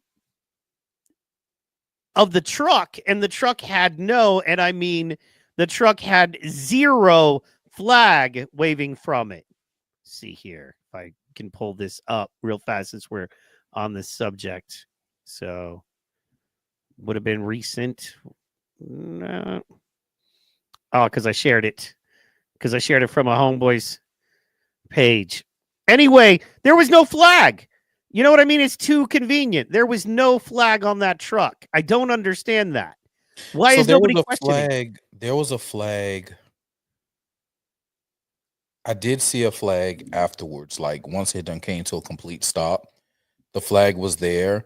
And I was questioning because everybody was like, oh, it's a Toro truck. And I'm like, it's a Toro truck, but he has the actual attachment. Like so of course I ride around with a bunch of boys with flags on the back of the truck. They have the trailer hitch flag pole attachment. And the truck actually had the trailer hitch flag pole attachment to it. And the flag was there, but the flag was wrapped around the pole, right? So it wasn't flying.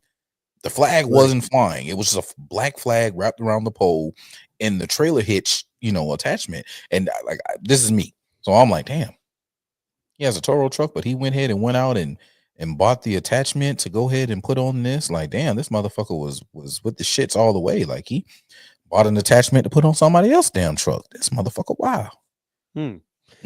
Yeah, and it's a long way to go, man. And you know what? I can't find it. I swear, tweets disappear, dude. I'm not kidding, man. I swear they just disappear. Because I posted this real well thought out thing to Vivek about H-1Bs, and it just disappeared. And then there's this one that I shared to the studio. It's like, please slow this video down and watch it. This is the truck speeding by less than a block from where it hit. I see no flag on the flagpole. I shared it and I was like, I see no flag either. He liked it. He was like, thanks for sharing. It's gone. I can't find it anywhere, dude. And I got no notification or anything. It just poof, gone. All right, hold on. So I got a video. Actually, I brought this video up well,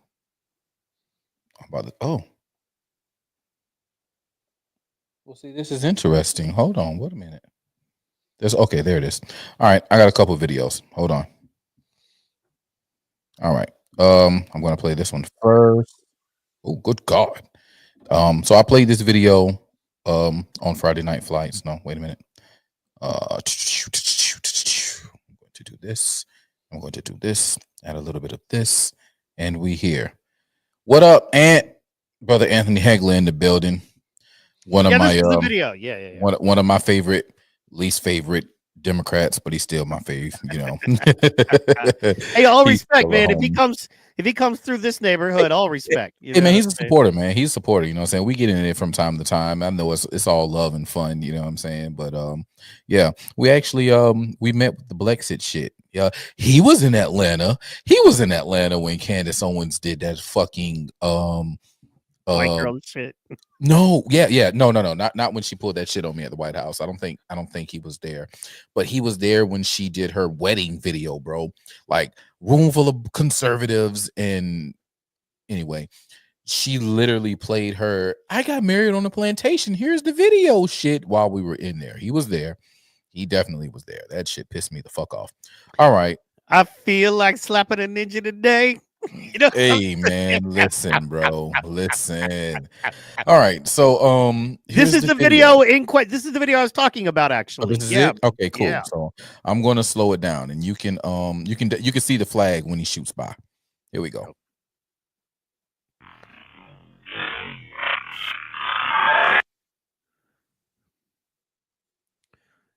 For those of you that don't know, we are watching a super slow-mo video of the white truck from New Orleans go by. It's Yeah, slow mo, and that motherfucker is he's yo hauling.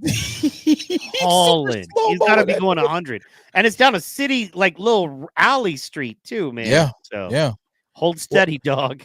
I talked about this last night, bro. This chick, bitch, you kept running straight.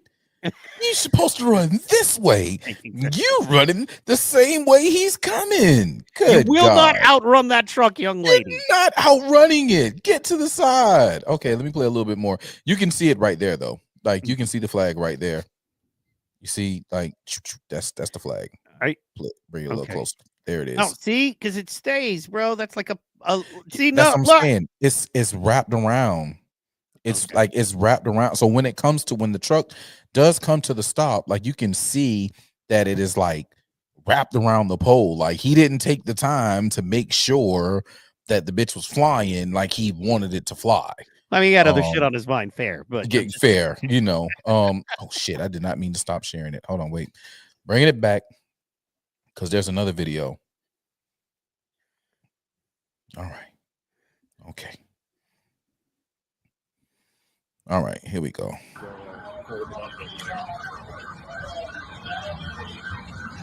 See it? Hold on. Oh, Let's see if I can make it big.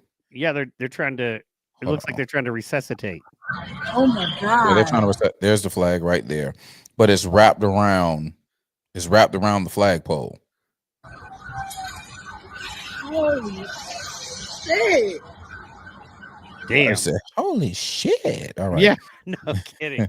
Let me see. Could you imagine if you were just staying there? Because that's probably a hotel, right? That they're in. Yeah, that's definitely a hotel. Yeah. See, look, there is Where's the no helmet? and he has like No where's flak the helmet? jacket. All right, hold on. Let's see here, because right here, you know what I mean. We can do this. You know what I mean. We can do this right now. Right. Hold that. Keep that real fast, because I'm gonna do this. Boom. Wearing a ballistic vest and helmet. I don't see a helmet. Jabbar. So we know we're not talking about anybody but this guy. Jabbar drove a pickup through crowds wearing a ballistic vest and helmet. Now let's go back. Bam. Where's the hell? This guy is not wearing a helmet. And he's definitely not wearing a ballistic vest because they've blocked this out because guts. Yeah, man. that part. Yeah. Yeah. So it's the flag. I'm gonna see if I can find the picture from the back. No Diddy. And I do want to talk about that DEI, man, because I'm proud of America. I am a little proud of us for going after DEI regardless of race. Oh. Damn. There it is. Yo, okay. See, so that's that was the better one that I saw. Like, this is the first picture that I saw of it with the flag. And that's what I'm saying. Like, he definitely didn't give a fuck about whatever his motive was because he didn't unwrap it. Like, that bitch was wrapped around the pole. He just stuck it on there. And also, that's a poor grouping and horrible shooting. You want to be over here. You know what I'm saying? You want to be farther to the left. You definitely want to be here. Yeah, like, you exactly. don't want to be here. And look at that grouping. What are you, drunk? You know what I'm saying? That's no grouping. That's a pathetic grouping. You know, you're a law enforcement officer, and that's your that is just open fire. But you know, look, yeah, no, and that could be from 4 different guns. Quite honestly, you don't know that part. Yeah, it could be, could very well be. I don't know, but yeah, man, that's just crazy. This is why I don't personally like going anywhere without my side piece, bro. Like, agree. If my side piece can't go, then what is this? Oh, those. That's somebody who got hurt. Okay. Yeah. All right. They want to get the hell out of there. Okay. Stop sharing that. That's just crazy. This is why I don't go anywhere without my side piece. If she can't go, I can't go. That's fair. And that's why I really like, bro. We've talked off air, but I'm like, bro, DC, I am so honored for the invite, bro. I am so honored.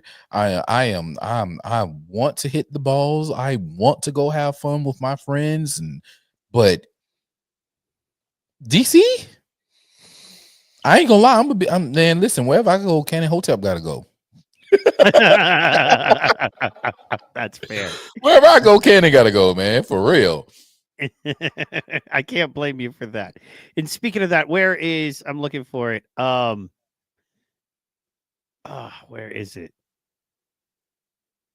That's the lawsuit. It just came out that they admitted there were 24 active FBI informants in the crowd that breached the walls for J6. So yeah. Oh, by the way, happy J6 Eve, everybody! Pop a cork at midnight. You know what I'm saying? Yeah.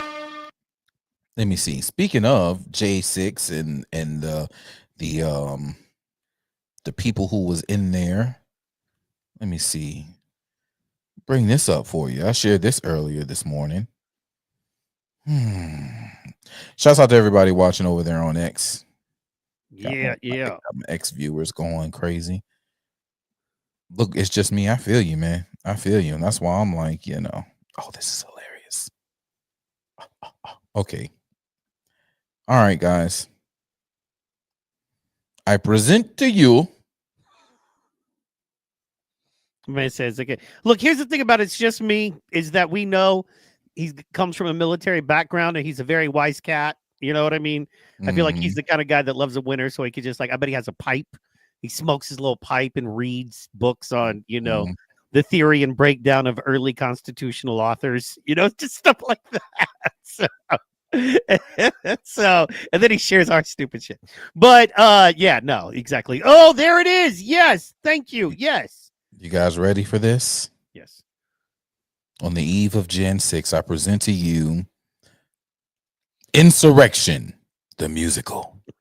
All of the footage from January 6th has finally been released, and this new video Clear the shows path, Capitol clear the Police path. clearing a path, Parade coming so through. people can walk through the halls of the House wing. And if you thought they were clearing a path so people could exit the building, well, that's just not the case. As you'll see in a moment, a large crowd enters the halls of the House wing. Capitol Police standing idle. They go through. Drum and then major. A large portion of them turns around and goes back the other way.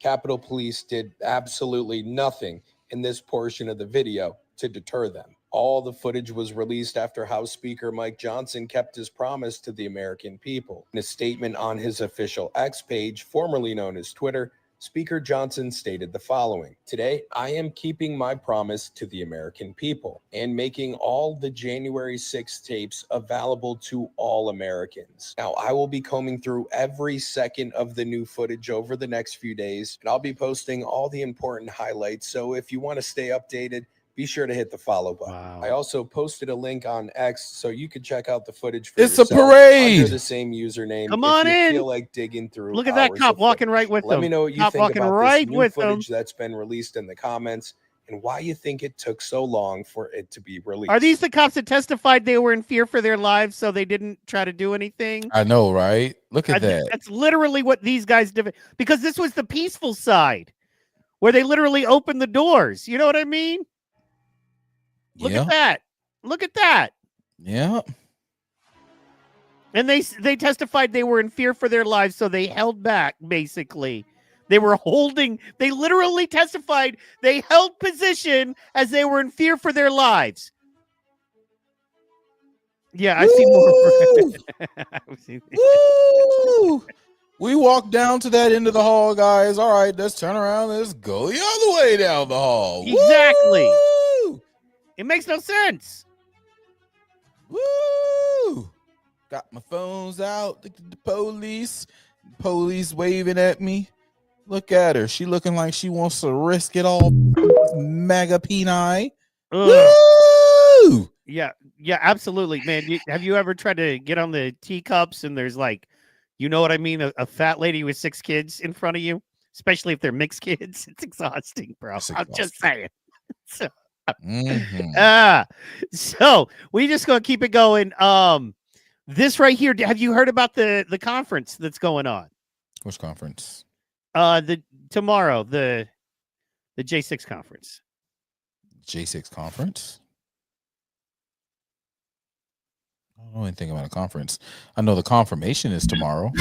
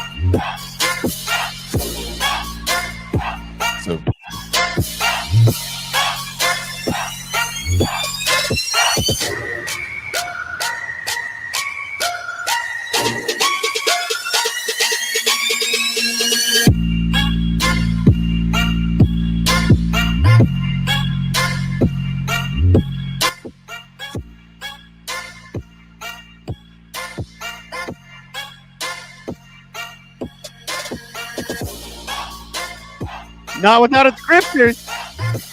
This party is not. Oh, without its okay. grifters. All right. They're not without his grifters, boy. Of course they have Beheezy. Boy, I was about to say, boy, that is one pasty ass motherfucking panel, boy. But you know, they found him one to throw in there. Good God in a quarter. Jesus. That is a grifty panel. That is a grifty. That shit is grifty. Holy shit. Yeah, Damn. you said they found him one to throw in They there. found one to throw in there, boy. They found one. They found one. Good God in a quarter. Oh, that's a little bit. See, I'm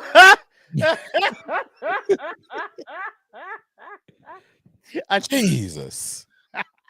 I literally, that was not the reaction I was expecting, but absolutely, I know some of those people. I know they're all wonderful people. I'm sure. Well, I'm sure they are. That doesn't mean they're that. Look, that is, boy, that is the griftiest of griftying, boy. Good God. Hey, guys, here we're going to host the official January 6th pardon press conference on January 6th. Well, I mean, that's the time to do it. I mean, if you're gonna grift. You're right. There's no better grifting than that grifting right there, boy. That's for sure. Well, I thought because there are a couple of defendants on the panel, and then a couple of parents of folks locked up. That Yeah. you know, hey man, you know what I mean. So some are grifters, yeah, absolutely. And honestly, I think I've never seen anything out of Viva Fry that makes me feel bad about him. And Mike Lindell is just Mike Lindell. To me, he reminds me of Trump in that this is who this man is. Yeah. And you either love that dude or hate that dude, but he's not changing. He's not, and I love that. You know what I'm saying? Like I said, there's some great people in there. I'm not saying that there isn't any great people in there, but whew, the grift is real, boy. Listen, get the money while you can get the money, man. Good God. Here's my thing, man. Here's my thing about this whole that dude is a anyway, sorry. Yeah, it's all right, man. The whole J6 pardon thing, right? Yeah. Here's where I am, right? There are people who are like, pardon everybody. And I'm like, no. We don't pardon everybody. I am strictly case by case pardon. Wow, that's a lot coming from you, man. I'm actually surprised at that. Because, like, bro, we know that there were people that they put in there. They burnt some of their own people and threw them in jail. Yeah. I don't want them. There were people who were Antifa who got caught up in it and got locked up. Keep them in jail. Find out who sent them there. Find out who put them there. If they were, if you go through their records and you find out that they were talking to the enemy and they were playing, keep their asses in there. But when you got people, you know, like my brother, who we're going to get into our interview momentarily, who were in there and they were let in, they were media, and they didn't even want to honor the fact that they were media, don't let them out. Yeah. If there are grandmothers in there who literally was a part of that procession parade that we just witnessed and they locked them up, people were walking through the hallways, they didn't break a window, they didn't fart in a chair, they didn't do anything. That's true. That's true. And literally, well, they were ushered in. Imagine if you're standing outside of a beautiful building like that and the doors come swinging wide open with Capitol Police going, come on in right this way. You know what I mean? So that to me is the thing there, you know, is, and then all of a sudden you're going to jail. I like that. For what? Yeah. So look, I'm that guy, man. You know, case by case. Let's and we should, and at this point in time, we're fucking 4 years after J6. All right. We should have everyone's case. Oh, yeah. We should have everyone's case. We should know who is who. It's true. So, Oh man, let's see. Where is that interview at? Yeah, but we want to bring up Pro had a great interview with a political prisoner, somebody who's currently serving in prison right now because of J6, who absolutely should be pardoned. He has absolutely paid whatever debt you think he owes to society. And he played this a couple 3 weeks ago on his show, and we thought it was important to play again because it's just valuable. It's good stuff. So yeah, guys, sit back, relax. How long is it? About 12 to 15 minutes, something like that. 15 minutes and 26 seconds. All right, guys, this is our opportunity to take a quick break. So I'm gonna hit the restroom. But guys, listen. Guys, hold on. Here you go. Let me know we got sound.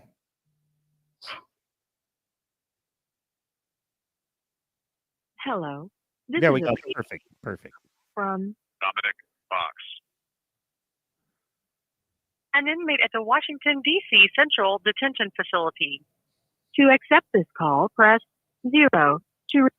This call is from a corrections Hey, you still there, Mike? and is subject to I'm right here.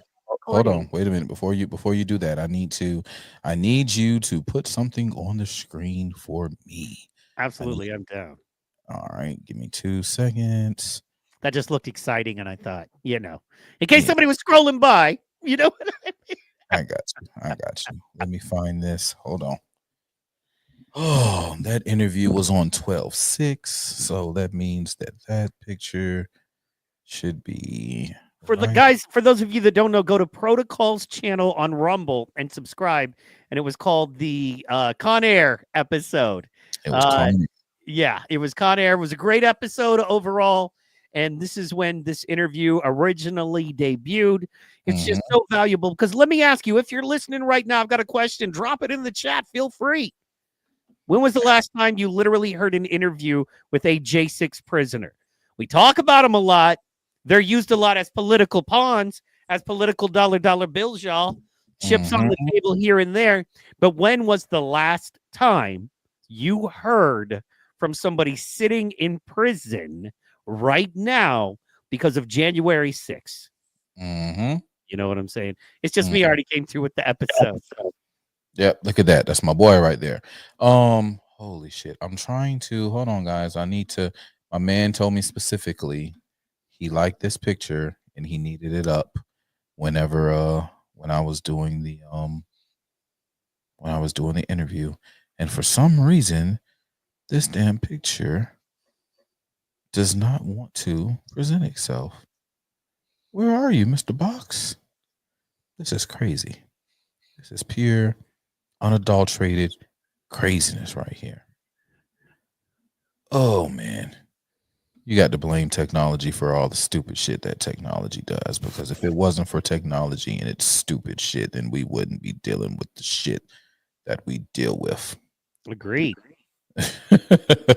Man, I had some fun side quest stuff tonight that I had in store just in case, but man, the action is hot. So we'll get to it next week. The action is hot, man. The action is always hot because, well, for sure. That's what action does, man. Action makes it hot. All right. Let me do this. Let me do this. Okay. There we go. I can do that. All right. I know you got your what you call this going on, Mike. I'm sorry. Oh no, you're good, man. I just want people to know that just like the man we are about to interview, myself, you better kill me. I'm gonna be another rapper dead for popping off at the mouth with shit I shouldn't have said. I'm bringing the world with me. That's it. All right, there we go. Yeah, that's a nice one. Yes. Stop my cam so you guys can see my boy. This is brother Dominic Box, man. Free to box out the box, man. All right, here we go. Thank you for using Global Tellink. What is going on, my man Protocol? My man, Mr. Box from the box. What's going on, brother? Man, I'm excited to be here today. You know, just this week, I've talked to Sky News, the Gateway Pundit, Congressman George Santos, New York Magazine, but there is nobody I've been more excited to talk to than you tonight for Friday Night Flight, man. I'm sitting here drinking some coffee, and it's just another day here in the D.C. gulag, but one day closer to walking out those front doors and heading right back down to the hostess city of the South where I belong. That's right. That's right, man. I tell you, bro, we miss you. We miss you. And it's so crazy. We're going to get into it because but for those who don't know, this is my bro. This is my brother. We've been through a lot. We've seen a lot. We've done a lot. We man, listen, the changes that we've brought in not only Chatham County, but to this country now at this point will be forever written in the history books. And I know about, what I'm saying, and we're going to dig into it more about the reason that he's there. And it's crazy that I know that he was how can you say, escorted into the doors. So being that it was like they escorted him in the doors, and then now they escorted him into some more doors, and I just can't wait until they escort him out those doors by the order of the 45th and now the 47th, my man, Mr. Donald J. Trump. That's right. That's right. That's right. So, Man, bro, man, talk to me. Talk to the people, man. How did we get here? So it's really it's a pretty crazy story. But a lot of you guys know they're listening right now. I was involved with a group called the Savannah Freedom Exchange. I brought about the Chatham Free Press. I'm somebody that in Savannah, throughout the state of Georgia, even down to the border in Juarez, Mexico, and other places, I'm a citizen journalist. I'm somebody that documented the news. I showed what was really going on without filter, just like my man Protocol. And I showed up on the night of January 5th, ready to document what we all knew was going to be a historical event the next day on January 6th. I had no intention of becoming part of history, just wanted to document it. And then as a result of just being there, I'm now, enshrined, for better or worse, as a part of American history. And I'll say this, despite everything that's happened, both good and bad, I have absolutely no regrets. I know what really happened that day. And just like I did before I was arrested, and every day when I get out, finally, being done with my period of incarceration, I will always continue to tell the truth about what happened that day. And it's really, there's a lot of different ways we can attack this thing. But I will say for your audience that's listening, and it's interesting to note, I'm actually currently the only incarcerated January 6th defendant with absolutely no violent charges. I'm somebody that had a legitimate credentialed press pass from the 2020 Trump-Pence campaign. I was working on a story for the Savannah Morning News. And those are two really important factors that were never allowed to be brought up in my trial. And, I wasn't somebody that went there. I had no intention of overthrowing the government. I had no idea that, things were going to happen the way that they did. But I did know, because of what President Trump said, that there was going to be a speech. It was going to be a historic event, and I had to be there. So I was. And, the interesting thing is, I was one of the I was one of the first people inside, but how did I get there? How did I actually end up making that decision to walk inside? And I can tell you, I waited until the end of the speech. I walked down to the Capitol peacefully and patriotically, ready to make my voice heard and to help document other people making their voices heard. And what I saw at that point, by the time I got to the Capitol, and keep in mind, I never crossed a single police barrier.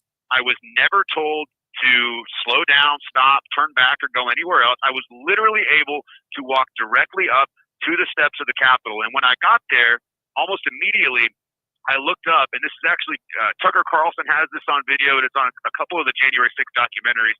I saw a Capitol police officer push a man by the name of Derek Fargo off of the ledge. He tumbled end over end, ended up, I believe he had at least one, if not two, compound fractures on his legs.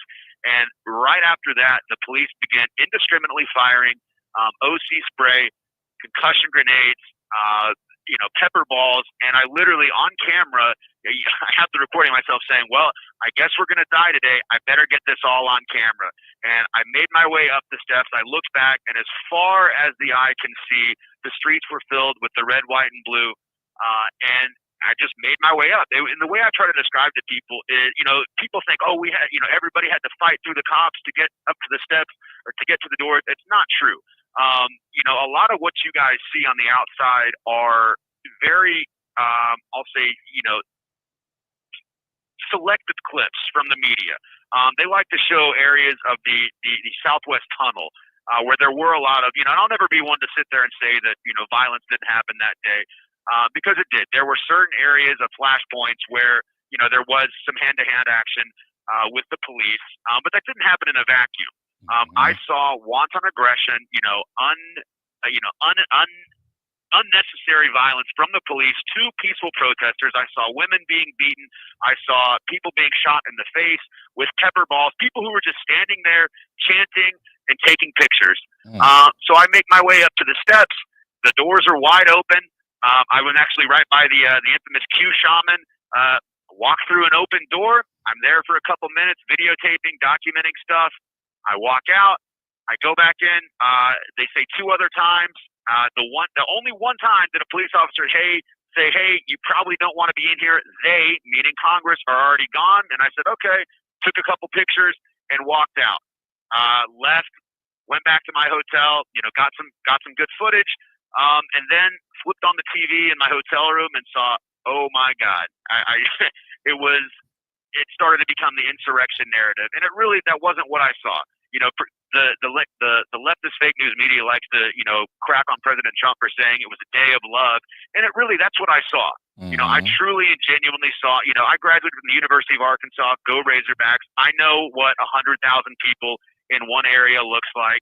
And the news likes to say it's somewhere around that. No, it was between 800,000 and 1 million people. The overwhelming majority of who were they were there to protest and make their voices heard against an obviously stolen and fraudulent election, something that we now know to be true based on the disparity in results that Kamala received compared to what Joe Biden received in 2020.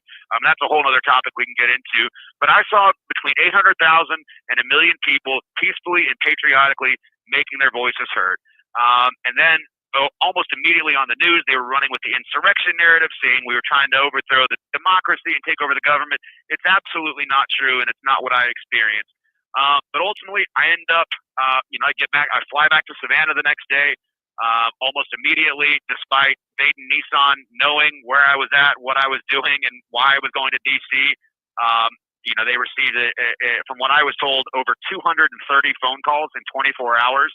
From some of my friends on the left there in Savannah. So despite them knowing what I was doing and where I was going, they did sever our working relationship, and that's fine. I understand that. They put up with a lot of my activism, and I have no, ill will or hard feelings towards them. I, appreciate, them not playing into the narrative and saying, anything negative about me. I had a great working experience there.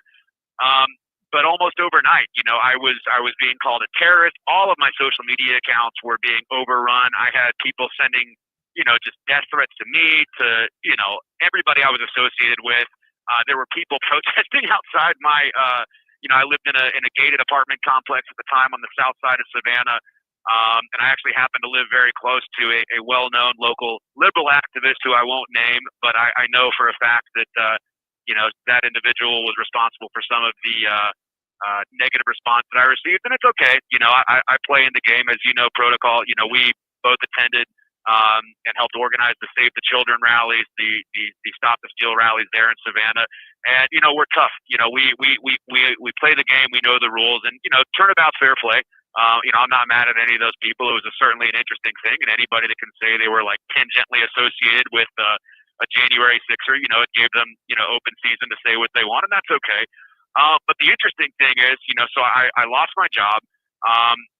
I'm in 2 extreme accidents within 3 days, about 2 weeks after January 6th. I end up spending almost a month in Memorial Hospital. Then I get literally 2 days after I get out of the hospital, the FBI is at my door. And, say, boom, boom, boom, FBI, open up. And, I broke every rib on my left side, collapsed a lung, broke my back. I can't walk. My mom's a nurse. She flew from Missouri to help me recover. And I always laugh. My mom said, "Oh, it's the FBI. They're here to help." And I said, "Well, Mom, that's not the case, but here we go." And, they saw my press pass. They got my story. They knew that I wasn't violent in any way with the police or anybody that day. And they told me they weren't arresting me at that time and that, they'd be in touch. And that's kind of how things went. They ended up, every couple weeks they would call, ask where I was working, where I was living. And I really just kind of felt like a fish in a tank that was being tapped by a really aggressive and, kind of snot-nosed little toddler. And because they kept messing with me, they kept calling me, but they never arrested me. They never did anything. Until I, eventually, my options for working in Savannah, unfortunately at that time were very diminished. I ended up getting a great opportunity down in Jacksonville, and, I move into a new house, I buy a new car, I stop reporting on the Chatham Free Press, I'm not doing anything political, and then wouldn't you know it, right then, that's when the government decides to indict me. I come back to Savannah, and it's just misdemeanors, right? 4 misdemeanors, no big deal. And that's kind of how it stood for almost 8 months, almost a year, really. And then on the 3rd of July, they decide that using the same evidence that they used to charge me with misdemeanors, that they were actually going to go ahead and upgrade those charges to multiple felonies, including the potential for a 20-year felony. And at that point, it's like the record just like, I'm like, oh my God, like this is serious. I know I didn't do anything. If you want to, I trespassed. I entered an open door. If we want to call it that, sure. I'll accept responsibility for that and all my actions that day. But I know I didn't, in my mind, do anything that warranted such an escalation of charges. But myself, like so many others, they were looking for any reason to just continue the narrative that, January 6th was the worst day in American history since the Civil War. And they wanted to tack on felonies to peaceful, nonviolent demonstrators. And unfortunately, that became part of my story. And the only plea deal they offered me was to that 20-year felony called obstruction of an official proceeding. I did not feel good about that. I couldn't, my mom told me, Dominic, you can't accept a plea deal for something you didn't do. And I knew I had no intention to obstruct an official proceeding. I was there to document what happened. And so I said, no, I can't do it. I end up, full disclosure, I was arrested for a misdemeanor driving offense down in Jacksonville. And by the time I finally made it here to DC, the Supreme Court had actually decided that 20-year felony, the obstruction charge, was no longer valid. They threw that out. The government went ahead and indicted me on a couple other charges.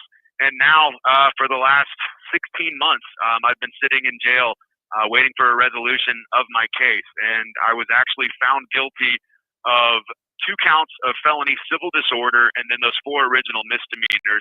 And at present, I am looking at a total maximum possible sentence of 13 years in federal prison for journalism, for citizen journalism and joining in a couple chants. And meanwhile, Jaden X and all of the other CNN players are running wild and free while, we got the box locked in the box, and simply for being a vocal, proud, ardent supporter of the president of the United States, of these United States. This is how they treat us. You have 1 minute remaining. Oh man, we only got 1 minute left. Dom, damn it! On closing, I want to say I'm thinking about you all the time, man. I miss you. How is it being in there with the J6 choir, man? Because you guys sound awesome. It gives me tingles, it gives me chills every night to be a part of the national anthem. And I would encourage anybody at 9 p.m. Eastern, look up For Ashley J6 Vigil on YouTube. Join in with us on the national anthem every night at 9 p.m. If you'd like to check out any of the writing that I've done while I've been incarcerated, go to gibsongo.com/freedomj6. Savannah, I'll be home soon. I'm glad we all voted to make President Trump the 45th and 47th President of the United States. Protocol, thank you for having me. Friday night flights. I look forward to seeing you guys soon. That's right, bro. Love you, man. Free the box. Love you too. He'll be pardoned real soon, man. January 20th, out the door. Thank you for using Global Tellink. Oh, yeah.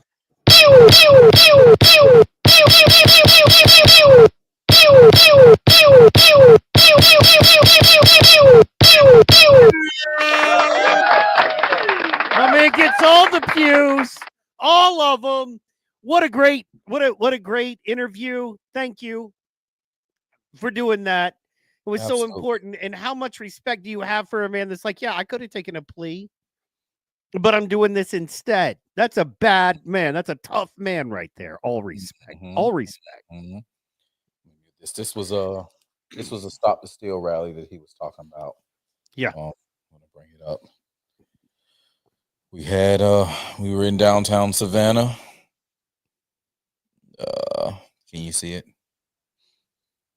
Boom, there you go. Yes. All right, so this was it. I got it muted on the sound. There's some songs and stuff playing right there, but as you can see, we was marching through this downtown Savannah, man.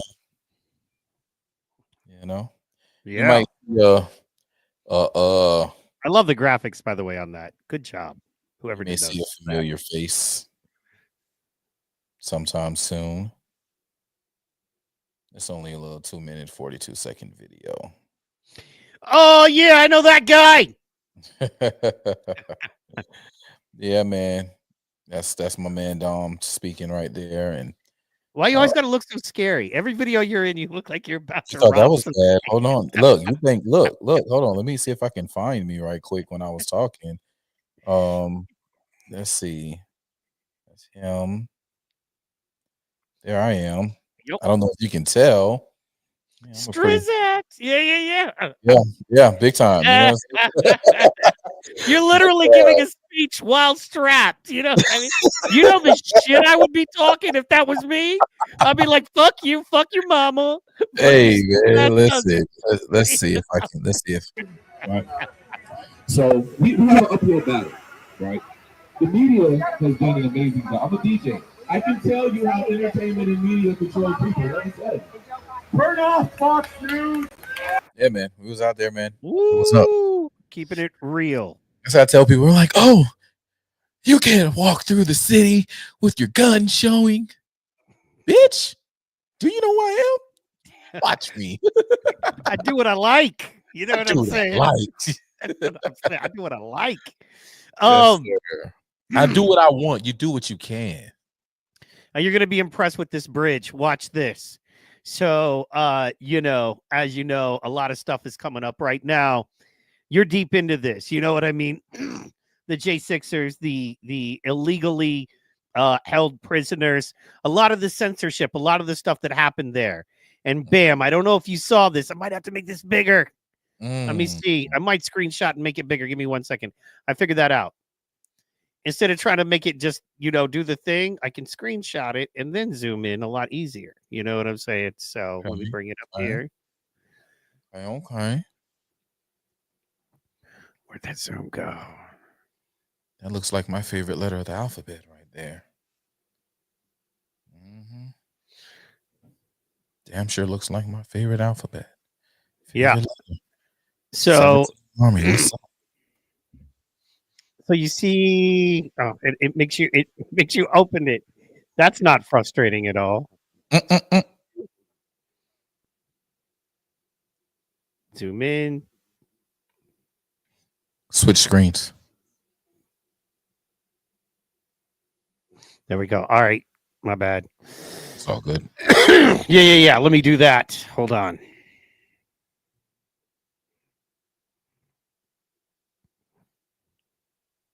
Boom. Look at that right there. So, yeah, your favorite letter. And it seems to be right now, everybody in the community, you know a lot more about it than I do, but they seem to be going crazy saying, oh my gosh, man, this stuff that, you know, was being said all the way back up to 2016, you know, that kind of thing a lot in 2017, 2018 is a deal. Now, do you see this part right here? Zoom in on it. What does it say? Something score. It just says score. No, it says something else. It's in line. Yeah, it says think X key score plus prism specifically. Was such tech kept from elected officials? Question mark. So why did ES make a public NSA DAS tool, class tools? Think X key score plus prism specifically. Was such tech kept from elected officials? Question mark. Was such tech kept from elected directors? Question mark. Why was no such agency created? Think looks like SIGINT, SIGINT. Or yes. What advantages exist to big tech, other ABC, often agencies, elected officials, CEOs, foreign adversaries, etc., if such information is learned? So, yeah, I wanted to know what your thought on that was. Hold on. Wait a minute. What's that post number? Top left-hand corner. 1876, August 14th, 2018. 2018. All right. Hold on.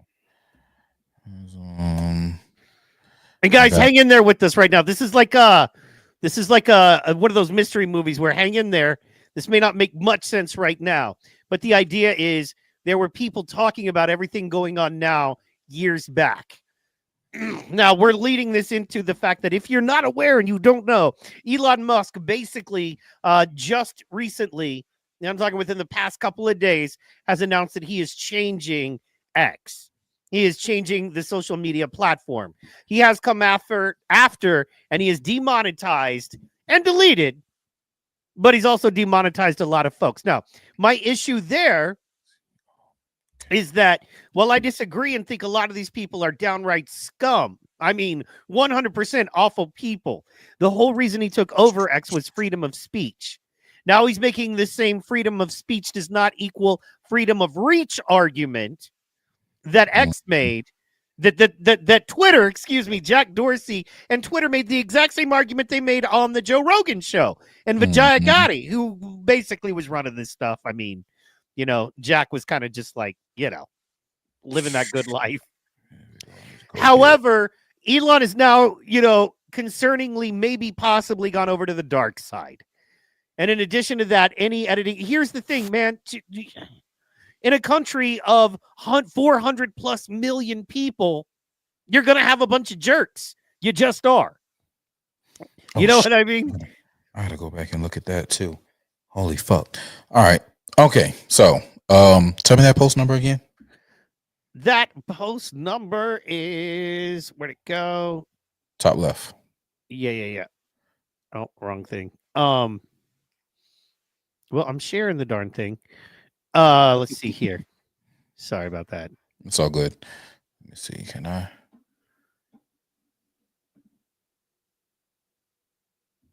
Why 1876. Oh, sorry. It was in my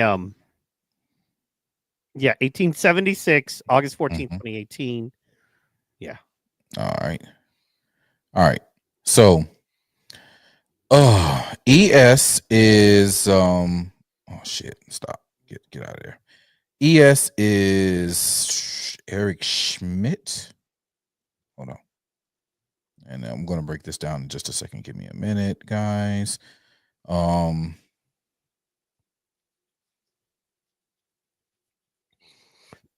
So, because I dropped this on him early, but yeah, or I should have dropped this on him early, but I did not. Eric Schmidt is the former executive chairman of Google and Alphabet. All right. So why did Eric Schmidt make public NSA? Hold on, let me go back to it. 1876. Go to it. Why did Eric Schmidt make public NSA class tools? Think X key score, PRISM specifically. All right, PRISM is an acronym for or code name rather for a program under which the United States National Security Agency collects internet communications from various U.S. internet companies. The program is also known by the SIGAD US 984XN. PRISM collects stored internet communications based on demands made to internet companies such as Google LLC and Apple under Section 702 of the FISA Amendments Act of 2008 to turn over any data that match court-approved search terms. All right. So, they were asking why was such tech kept from elected officials. Hold on, because that circle kind of throws me off. Why was such tech kept from elected officials? Was such tech kept from elected directors? Why was NSA, no such agency, created? Right. Think SIGINT. All right, signal interception. What advantages exist to big tech, other ABC off-on agencies, elected officials, CEOs, foreign adversaries, etc., if such information is learned? What price are you, the public, willing to pay? Did you ever play hide and seek? So there are a lot of coded things and questions like, this is why I loved the drops. And people are like, oh, it was a psyop, blah, blah, blah, blah. I don't look, bitch. Did you think? Did you ask the questions? Did you try and piece things together? And even right now, it's still playing out. This is why it's circling back in there. Like they're talking about, oh, X score. Is it X score? What are they talking about? Go back and read. Make the connections. Make the connections, people. We have all the answers we'll ever need in all of the drops. You want to know how many drops there were? I'm going to tell you how many drops there were. I was about to just ask how many drops were. 4,967. Right. Wow. Wow. And why do you think they're so on point? I think would be the legit question I want to ask you there. Man, I think we have certain technology, bro. I think we have technology that we do not share. And we wouldn't share with regular people. That's just what it is. I think there's technologies out there. And I believe that for a moment, Trump and them had control of said technologies. Okay, fair enough. And you think that they don't want him to have those technologies anymore? They were pissed that he got it the first time. That's true. And it's scary that he may have it. You know what I mean? Yeah, So, it freaks them out, you know? So, and that's, you know, and that's really what I want to kind of talk about is, you know, between it just the theory of what's about to happen on X, because for those, there's a lot of people who live completely out of the X sphere, if you will, and it doesn't matter much to them. And unless you get into it, it took me a while to figure it out. It's its own thing. But the problem is it's its own thing. And it's like Hollywood used to be. In that no matter how funny you were, no matter how good of a writer or an actor you were, you had to go through this place. And these people kind of had to stamp their seal of approval on you for you to really make a living or get anywhere.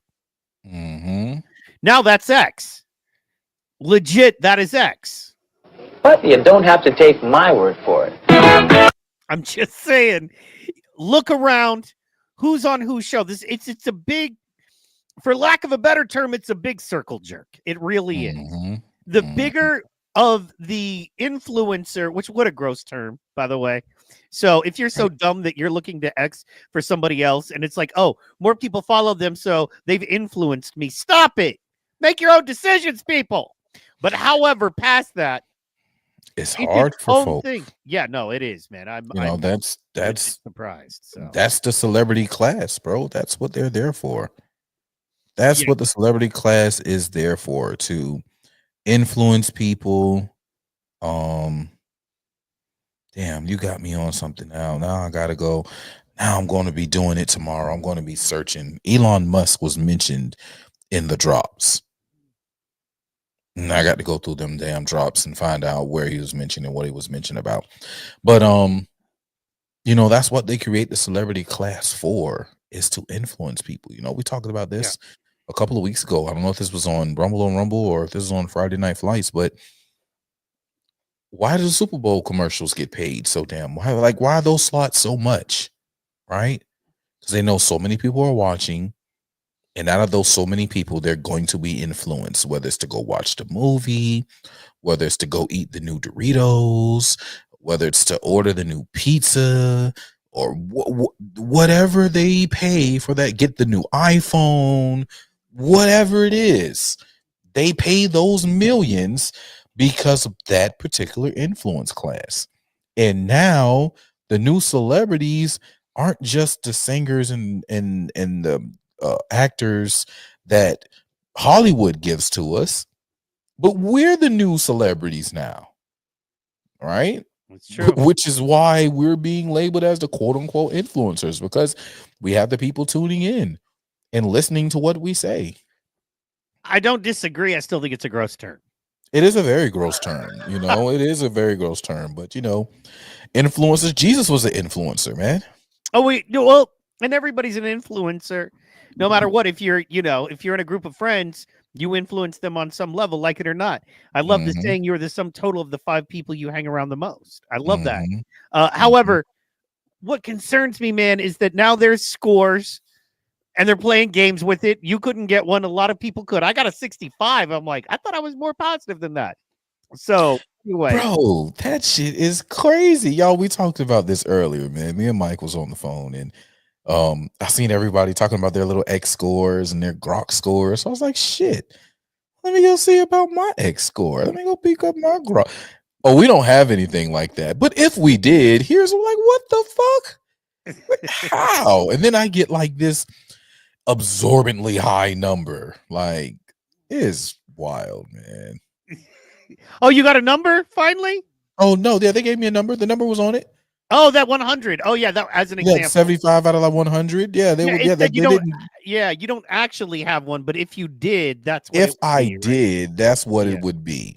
Let me see if I can find this shit right here. Yeah, We I'm go. pulling it up right now. You pulling it up? Okay. Yeah. It's in my media. It's the second picture. Oh, you want the second one? Okay. No, well, if you, it's the second picture on the media, but if you can go, let me see. There's that one, and I'm going to go put one in the comments as well. There's another one I'm going to put in the comments. My Grok score. I wonder, can you, when you use it, does it actually save the ones that you pulled up? I wonder. Does it save your questions? No, it doesn't. It doesn't. No. Okay. What is my X score? Yeah.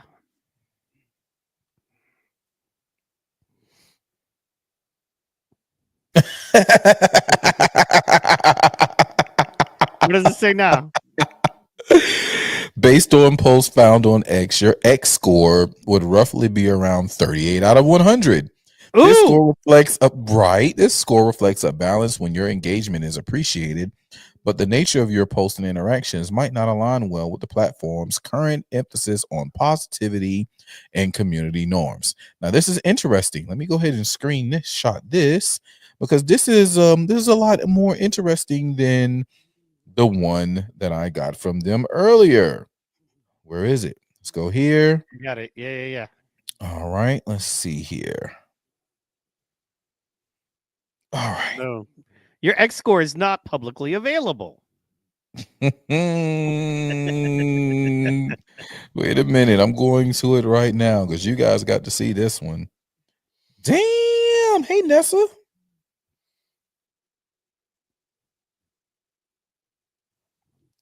No, they took Nessa from me. Well, why would y'all take Nessa from me? Oh, sorry about You that. suckers.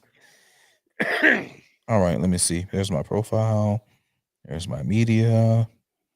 And here we go here. All right, back up.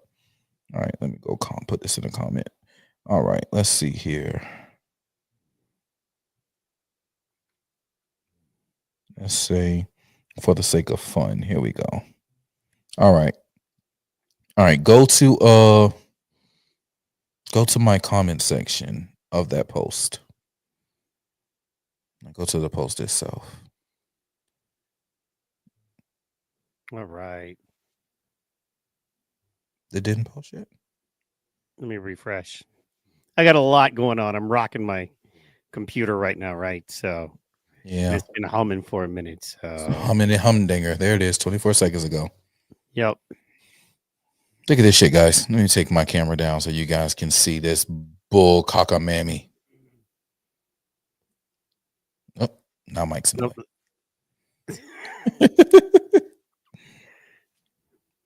Yeah, 24 seconds ago. Boom. Take your camera down right quick, or put it to the side. Put us to the side. Oh, sorry. That's all right. Like that? There we go. All right, guys. There it is. I asked it for my X score. right? And it gave me all these things, you know, about, you know, what I do and how good it is. And it says, if you want a more precise X score, you might consider using a third party. And so it was telling me how there is no such thing as an X score and it's nothing that they calculate, blah, blah, blah. If you want a more precise X score, you might consider using third party analytics tools that can give you detailed insights into these metrics. However, here's a fun speculative X score based on activity. Your activity level is high based on post frequency. Your content diversity is high, ranging from political to personal anecdotes. And your community and its interactions is high. You respond to and are mentioned in many posts. Let's say, for the sake of fun, your speculative X score might be around 80 out of 100. Remember, this is not an official score, but an entertaining estimation based on visible activity. Yeah. That's how it's done. Nah, so then you tell me all that for me to ask you just now, and what do you tell me? Well, let's go post it. Because you guys won't believe this shit. I just read it, but seeing is believing. There it is. You can you can refresh it when you want to refresh it, my good friend. Yes. And there it is. Boom. Based on posts found on X, your X score would roughly be around 38 out of 100. This score reflects a balance where your engagement is appreciated, but the nature of your post and interactions might not align well with the platform's current emphasis on positivity and community norms. So wait a minute. Bitch, you just told me that my shit was awesome. I love it. I love it. I don't know. I don't know. I've got nothing. I think it's hilarious. I think it's hilarious. Well, and you know what's funny? If you look, there's like a 38 club, and like a lot of people. Sam was in it. Sam Tripoli was in it. I think Alex Stein was in it. So good on you. You know what I mean? Good on you for being in the 38 club, dog. 38. It means that you're rating, you're ranking. Yeah. What I worry about is we have a guy who wants an all-in-one app that if he had his decision, you know what I mean? You're too real, bro, she says. You know what I'm saying? We have a guy that has an all-in-one app that he's trying to develop that here's the thing is that it is its own atmosphere. And that's what I was trying to say. It makes sense to put a Cash App style thing on there. He's already dialing in the YouTube style apps. And then, of course, Spaces, even though Spaces kind of sucks, it's blowing up, right? So you have all that. He wants to put that brain chip into you, and now he's creating what? A social credit score. Literally the social credit score that he railed against, that Trump railed against. And what are we doing now? We're trying to get our what? Our social credit score. We're literally trying to figure out how much credit do we have on X? And how many people do you know, because I know a lot, that will bend over backwards and twist themselves into a pretzel, an absolute pretzel, if they could get 1 million followers on X, which don't get me wrong, that also means you're making money. You know what I mean? But now there's a credit score. Now you're going to change your tweets. And I'm real interested because I know a lot of guys who have been rolling with a lot of negativity. I'm not saying good or bad. In fact, I appreciate the fact that there's a place where they could do that or was and still make a living, quite honestly, because at least it lets me know who you are. Don't hide these people. Let these people be out in the open, agree or disagree. That way you know how to move around them. And now we're back to a freaking social credits. We're back to a social credit score. Now, maybe the way the game is scored, maybe it's a hoop instead of a touchdown, right? Maybe, you know what I'm saying? Maybe it's a different game, but at the end of the day, it still is behave in the way we, your overlords, tell you to behave. Especially if we can put a brain chip in you, and you are now more popular in this world. That much like Hollywood, if you want to make it, you have to have the love here, and we know that. So we're going to teach you how to behave. That's my concern with that. I'm really hoping when Trump gets in, he puts Elon down in his place a little bit, because I think he's gotten a little out of hand right now. And that's other than the fact that some people, including good friends of ours, see him as potentially the Antichrist. That's a whole nother thing. So, a whole nother story for a whole nother day. What do you think, man? You think it's good? You think it's bad? I feel like we have to live with Nazis or we have censorship. We have to live with racist assholes or we have censorship. I feel like, unfortunately, that's the give and take of it. I mean, that's what I feel, man. Hey, man, give it to them. Let them show who they are so we can deal with them accordingly. Yeah. That's where I'm at. I don't want you in dark corners where I think it's, yeah. Right. Yeah. No, not at all. Come on in Front Street so I'll know who you are. Let me show me who I need to smack in the mouth. Yeah. Exactly. Show me who I need to smoke in the mouth. That's what I'm saying. All right. Well, man, I think it's time we wrap it up. Yeah, man. If you're down, man, I think we've covered everything. We could go another 3 hours, but it's late. It's Sunday night. We've covered the hotness of the breaking news, the hot topics of the day. We've done a great job. You've done a great job. Thank you so much, my brother. Tell the people what you got coming up this week. What I got coming up this week? Work, and more work. You know what I'm saying? So look out for me. I'm pretty sure I may jump in a space here or there. So, if you're not following me on X, go ahead and do that at Seaport Pro. I don't know. I've been told maybe I should start, doing spaces, but I don't know, man. Like, there's too much to it. And like the only spaces that really pop off are the negative ones. And I don't look, I'm not with that shit. I will shut the whole stage down. I'll mute everybody. And you ask to come up one by one fucking with me. You know what I'm saying? So yeah. I don't know. That may not work the way that the algorithm for spaces work. So who knows? But I have been invited a few times to be a guest speaker in some spaces with people. So that may pop off this week. Preparing for my departure to DC. If I do decide to go, I'm praying on it. I'm praying on it hard.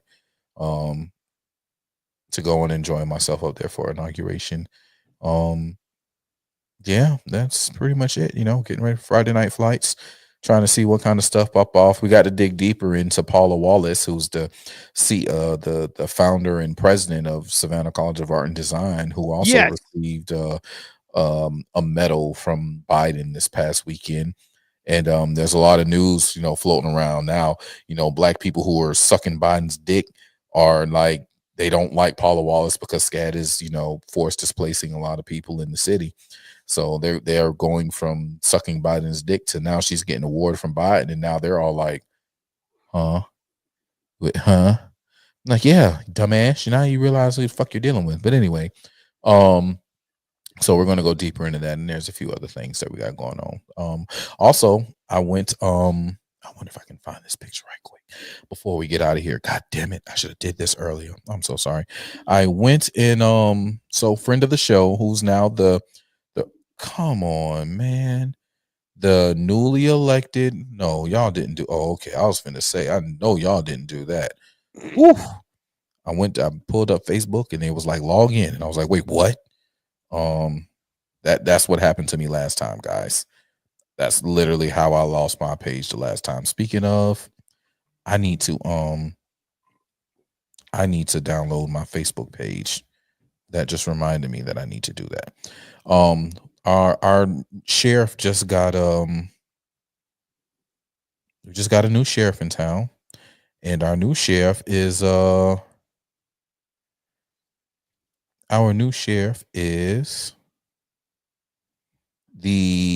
friend of the show. Yeah. Here we go. Hey. All right, Mike. This is my last share. This is my last share of the night, guys. That picture made it up pretty fast. Bam. There we go. Your boy Protocol with the new sheriff in town, Brother Richard Coleman, who's a friend of the show. Hell yeah. He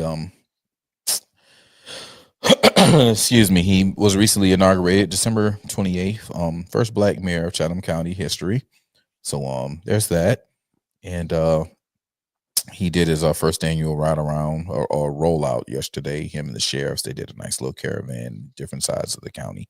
And I had to pop up on him, man. I had to pop up on him and shake his hand and dap him up, talk about a few things, man. There's some changes coming up, man. A lot of hard work coming up ahead of us. So shouts out to the new sheriff. Shouts out to the former sheriff, Sheriff John Wiltshire.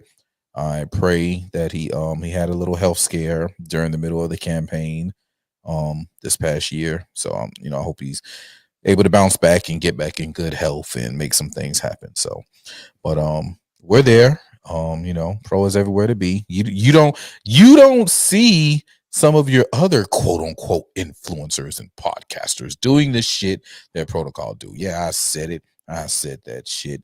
Fight me if you think you can, but bitch, I make you eat curbs. Yeah. Make you eat curbs, son. That's how we do. You know what I mean? So, but yeah, that's about it, man. Friday night flights, Friday night 8 p.m. and then of course next Sunday we'll be right back here with my partner in crime. Yeah, night, man. Rumble on Rumble. We'll be doing it large. Everybody tune in Tuesday to Power Slap Time. It's going to be a fun one. I think we're going to have a current MMA fighter and boxing champ, Knuckles, going to be on my show, Knuckles OKC. If you follow, he's awesome. And yeah, man, thank you so much for doing that last week. We've had so much go on that it's like, oh my gosh, since then. Right. But man, was thank that you New guys. Year's Eve? Yeah, that was New Year's Eve. It was New Year's Eve. Holy shit, man. That was great. That was last year, bro. That was like, man, get with the times. Still not hip. I might stream tomorrow. I don't know. Tomorrow is J6, and I ain't gonna lie. I want to get a little bit of grifting on when it comes to Kamala Harris having to certify her loss to Donald J. Trump. That is going to be beautiful. So, heck yeah, but you should do a watch along because it'll be live, and you can just pin it live and then laugh at them. So yeah, I might do that. All right, guys, thank you so much for tuning in.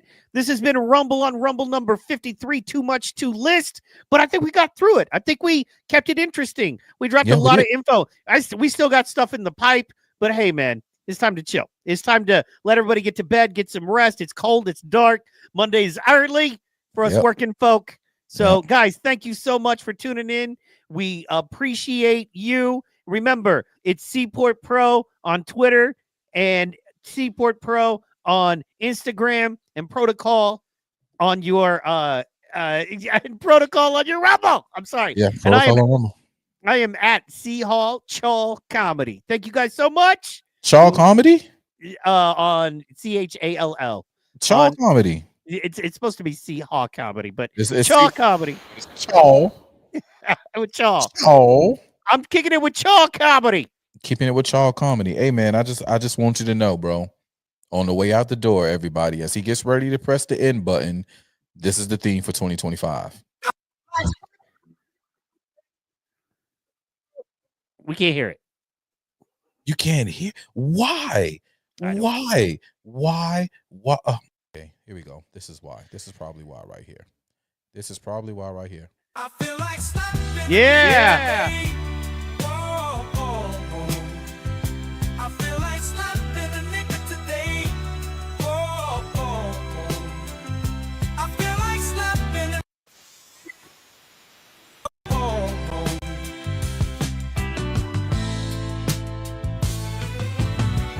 These motherfuckers on the road, where the hell they learn to drive.